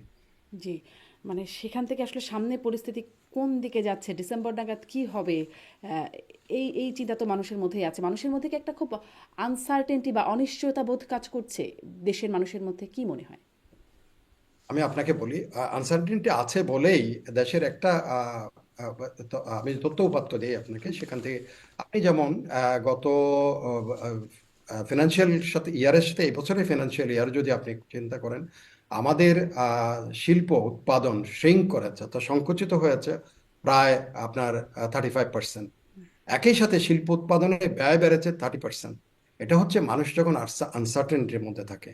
এই যে আমরা বলছি এটা কেন কন্ট্রোল হচ্ছে না, এটা কেন কন্ট্রোল হচ্ছে না, আপনি শিল্প উদ্যোক্তারা তারা কিন্তু আনসার্টেনিটির মধ্যে কেউ ইনভেস্ট করতে আসেন। নাইদার ফরেন ডাইরেক্ট ইনভেস্টমেন্ট, যেটা বলে আমরা এফডিআই, ফরেন ডাইরেক্ট ইনভেস্টমেন্ট, তারা আসবে না। নির্বাচিত সরকার না থাকলে, তারা এতে পলিসি আছে বিভিন্ন দেশের, অনির্বাচিত সরকারের আমলে কোনো ধরনের ইনভেস্টমেন্ট তারা করে না, একটা। আরেকটা হচ্ছে অভ্যন্তরীণ যারা বিনিয়োগকারী, তারাও কিন্তু আনসার্টেনিটির মধ্যে রিস্কটা নিতে চায় না, যে বরং সে চুপচাপ বসে দেখে থাকে কি হতে পারে, কি হতে পারে, কি হতে পারে। এটা হচ্ছে, এটা একেবারে আনসার্টেনিটির, অর্থাৎ অনিশ্চয়তার বিষক্রিয়া।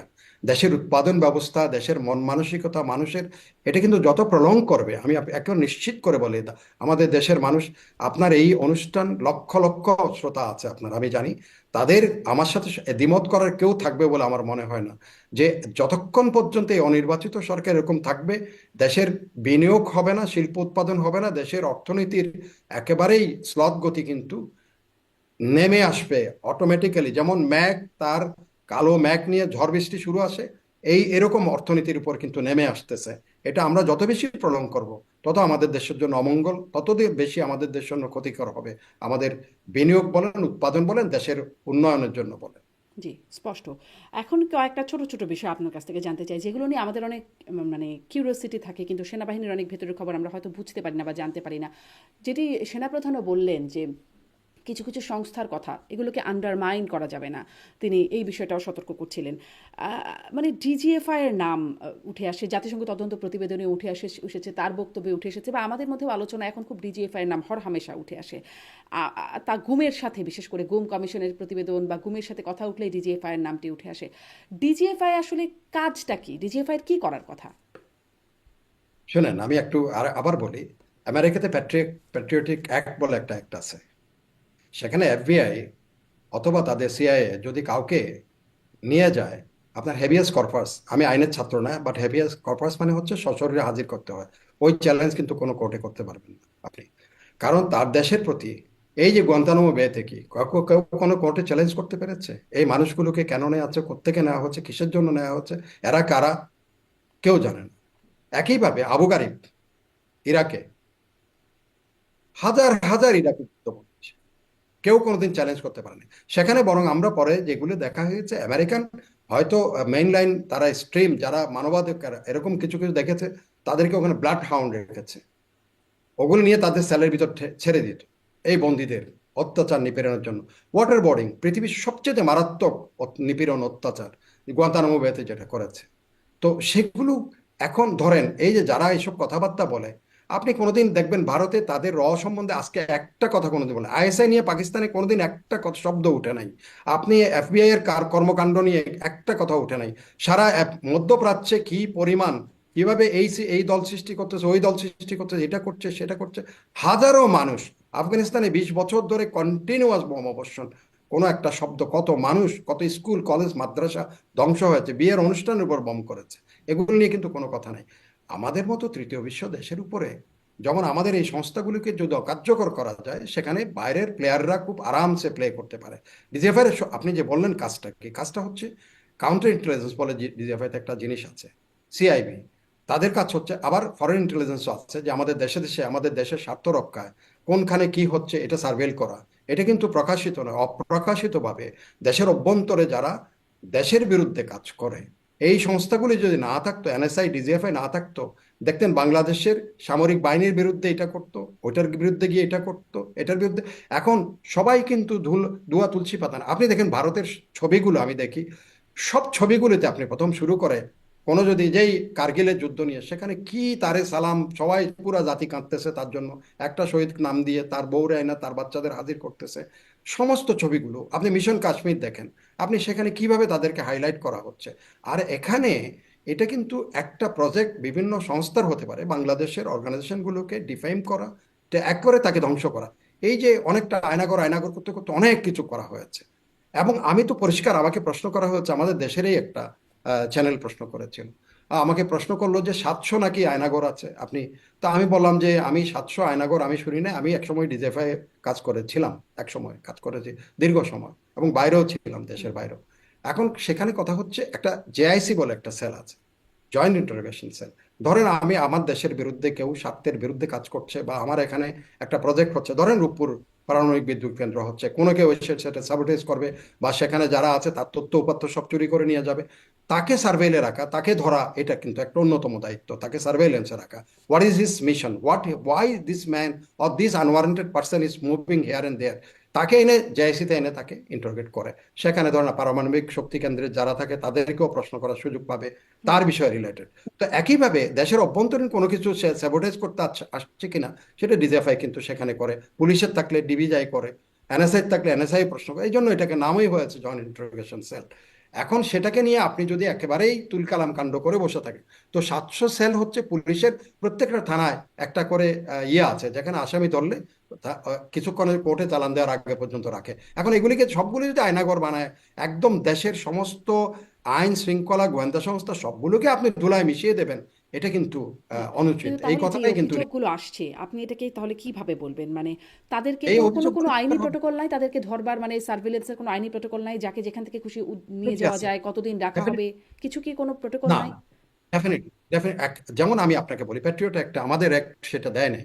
প্যাট্রিয়ট অ্যাক্টে কিন্তু অনাদিকাল, এখানে কেউ প্রশ্ন তুলতে পারবে না, এটা আইন এইরকম আইন দেওয়া, আইন দ্বারা কোনো প্রশ্ন তোলা যাবে না। আমি তো একদম দায়িত্ব নিয়ে এই কথাটা বলছি, ওখানে কোনো প্রশ্ন তোলা যাবে না, কারণ তাকে কখন রাখবে, কতদিন রাখবে, এরকম। এখানে ডিজিএফআই সেটা না, তাকে যে ডিজিএফআই তো রাখা ওখানে, হয়েছে এটাও তার পরিবারকে জানানো হবে না? মানে এটারও এটা বাধ্যবাধকতা আমাদের নাই? দেশে, না আমাদের আমাদের দেশে জানানো হয়, কিন্তু আমেরিকান প্যাট্রিয়ট অ্যাক্টে সে যে জানাতে বাধ্য নয়, কিন্তু জানানো হয় না। যেমন এই যে গত পরশুদিন ট্রাম্প তার কংগ্রেসে বক্তৃতা দিয়েছে, আপনি দেখেছেন হয়তো, বক্তৃতার মধ্যে বলেছেন যেটা তাদের আপনার ইরাকে যে হত্যাকাণ্ডের একটা ইয়ে করেছে তারা, সরি আফগানিস্তানে, before they depart American troops depart, there was a massive killing, একটা বম ইয়ে করা হয়েছে ওখানে, পোতানো হয়েছে, বা মাইন পুঁতে তাদের সৈন্য মারা হয়েছে। The gentleman who was there, who was held responsible তাদের দৃষ্টিতে, সে এখন উনি বক্তৃতায় বলল he is now in our hands. কোথা থেকে? He has given thanks to Pakistan, Pakistan help us to capture him. So এখন ওই লোককে, ওই লোকের কেন নেবে, কোথায় নিচ্ছে, কিচ্ছু তারা বলতে এখন বাদ। You cannot go to the court to challenge যে হোয়াই তাকে এখানে আনা হয়েছে। এখন এখন ধরেন আমাদের দেশে এই যে আমার আবার আবার তুর্কার তুর্কের বলকার তুর্কের কথা বলি, সে তো আমাদের এখানে বিরাট একটা শ্রেণী নিয়েছে কই, ওখানে নিয়ে তো একটা কথা বক্তব্য এখনো পর্যন্ত দেয় নাই যে আমি মানবাধিকার লঙ্ঘিত হচ্ছে ওখানে। তার বিচার ছাড়া তারে কোথায় নিয়ে গেছে। আপনার গুয়ান্তানামো বের কোনো বিচার হয় নাই, আপনি আবু গারিবের কোনো বিচার হয় না, এই নিয়ে তো কোনো বক্তব্য কোনোদিন দেখলাম না। এই যে মিয়ানমারের নাগরিকগুলো এখানে 12 লক্ষ, বরং কালকে পরশুদিন তাদের টাকা পয়সা অর্ধেক করে দিয়েছে, এখন বাংলাদেশকে চালাতে হবে, কই এখানে মানবাধিকার কোথায়?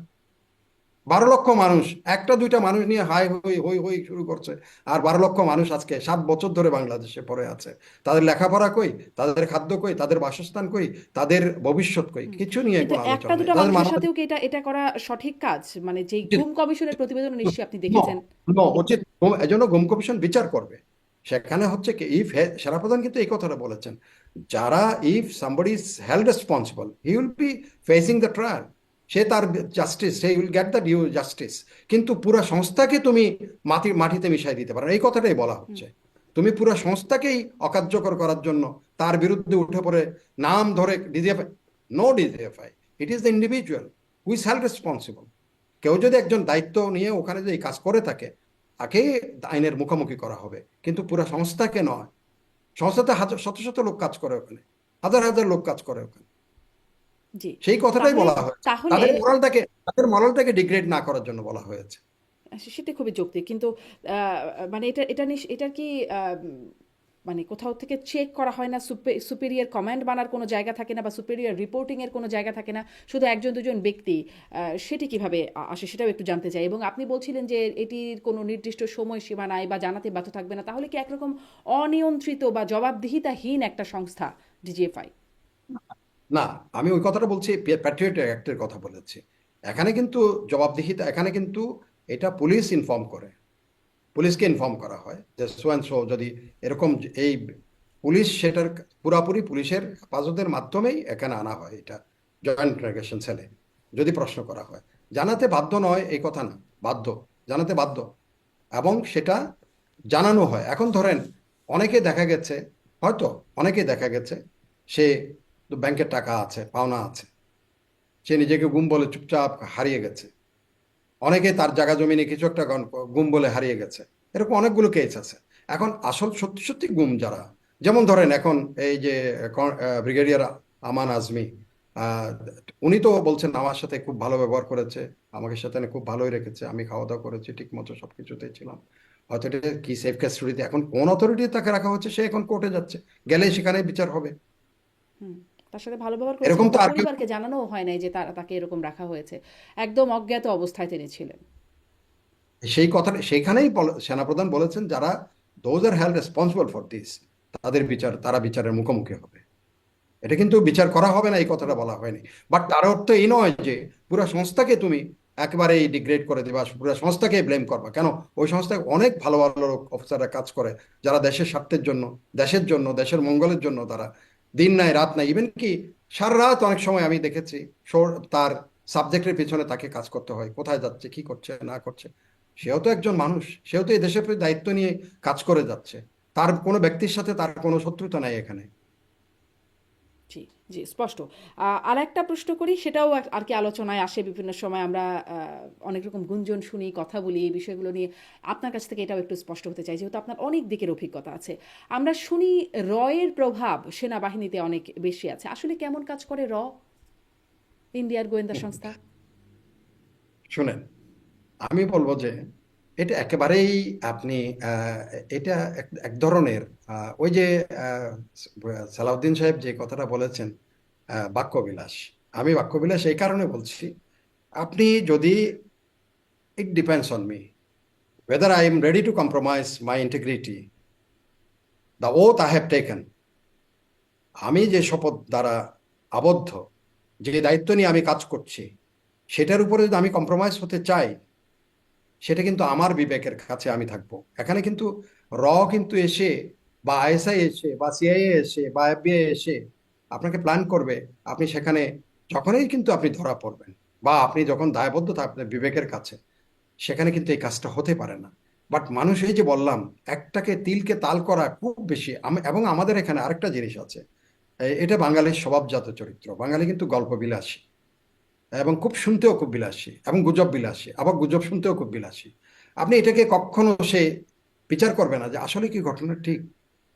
আপনি কি এখন, না ঠিক না, তা শুনে গেলাম, আমি বলেই দিলাম ঠিক আছে, হ্যাঁ আরে কালকে আমি রয়ের একজনকে দেখেছি, সে চিনেও না কিসের র, কি কাজ করে, কে কি কাজ করে। হ্যাঁ, এটা ঠিক, প্রত্যেকটা দেশ তার নাইবারিং কান্ট্রির উপরে সে তার নজরদারি করবে।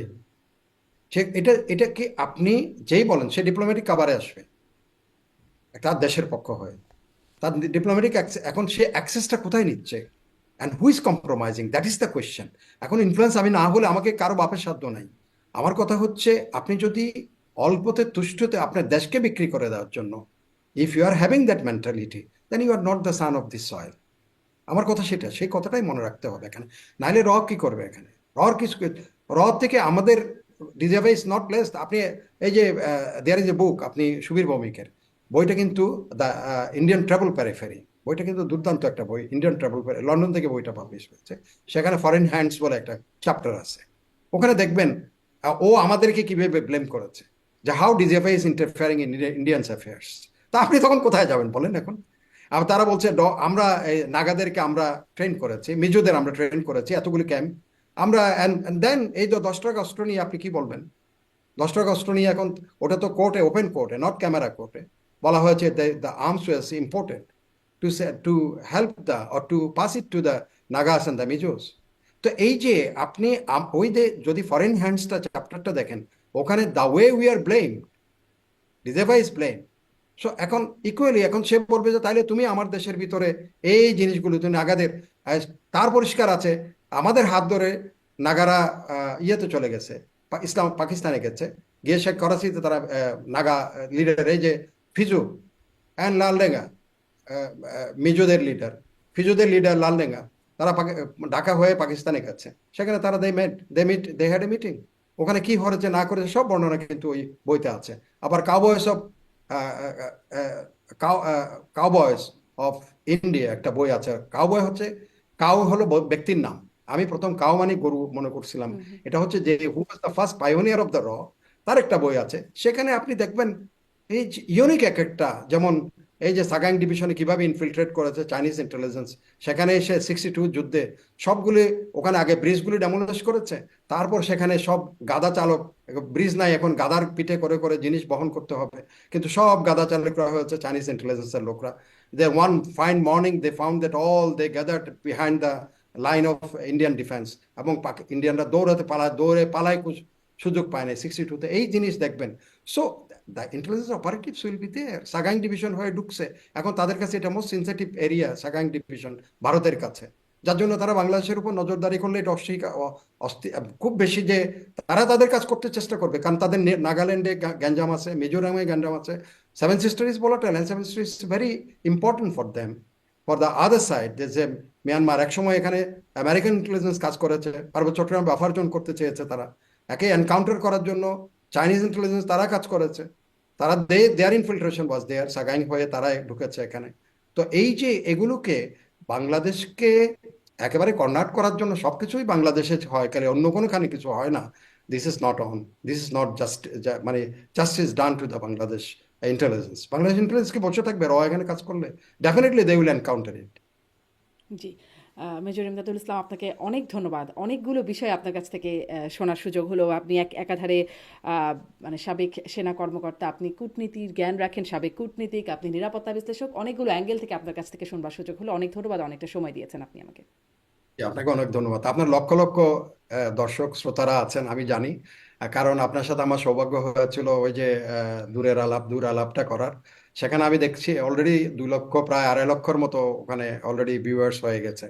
And I feel so proud of that I could participate. এখনো আপনার যারা লক্ষ লক্ষ দর্শক শ্রোতা যারা আছেন বা দেখবেন যারা, তাদের সবাইকে আমি আন্তরিক অভিনন্দন, মানে আগের থেকেই এই রোজার জানাচ্ছি। সামনে ঈদ আছে, হয়তো আপনার সাথে এর ভিতরে প্রোগ্রাম হবে না। ঈদ মোবারক, রমজান মোবারক। আপনারা সবাই ভালো থাকবেন। আমার কথার মধ্যে অনেক কিছু কিছু জিনিস আসছে, আমি এগুলো অন্তর থেকে বলেছি, কোনো কথা বানানো কিছুই না, স্পন্টেনিয়াসলি বলেছি। এবং যিনি উপস্থাপন করছেন, আমি অনেক দিন আমার ইচ্ছা ছিল ওনার সাথে আমি কোনো না কোনো প্রোগ্রাম করবো, যখন ডিবিসিতে আপনি প্রোগ্রাম করতেন। সো এটাও আমার এক ধরনের ইয়ে ছিল, আমি আপনি বলার সাথে সাথে রাজি হয়েছি। আমার বক্তব্য আসলে আমি অন্তর থেকে দিয়েছি স্বতঃস্ফূর্তভাবে, এখানে কোনো ধরনের কোনো অ্যাঙ্গেল থেকে কোনো বায়াসড হয়ে কোনো বক্তব্য রাখিনি। ধন্যবাদ। অনেক ধন্যবাদ মেজর ইমদাদুল ইসলাম আপনাকে। নিশ্চয়ই সামনে আবার কথা হবে। ধন্যবাদ। ভালো থাকবেন, দোয়া করবেন। জি, আসসালামু আলাইকুম।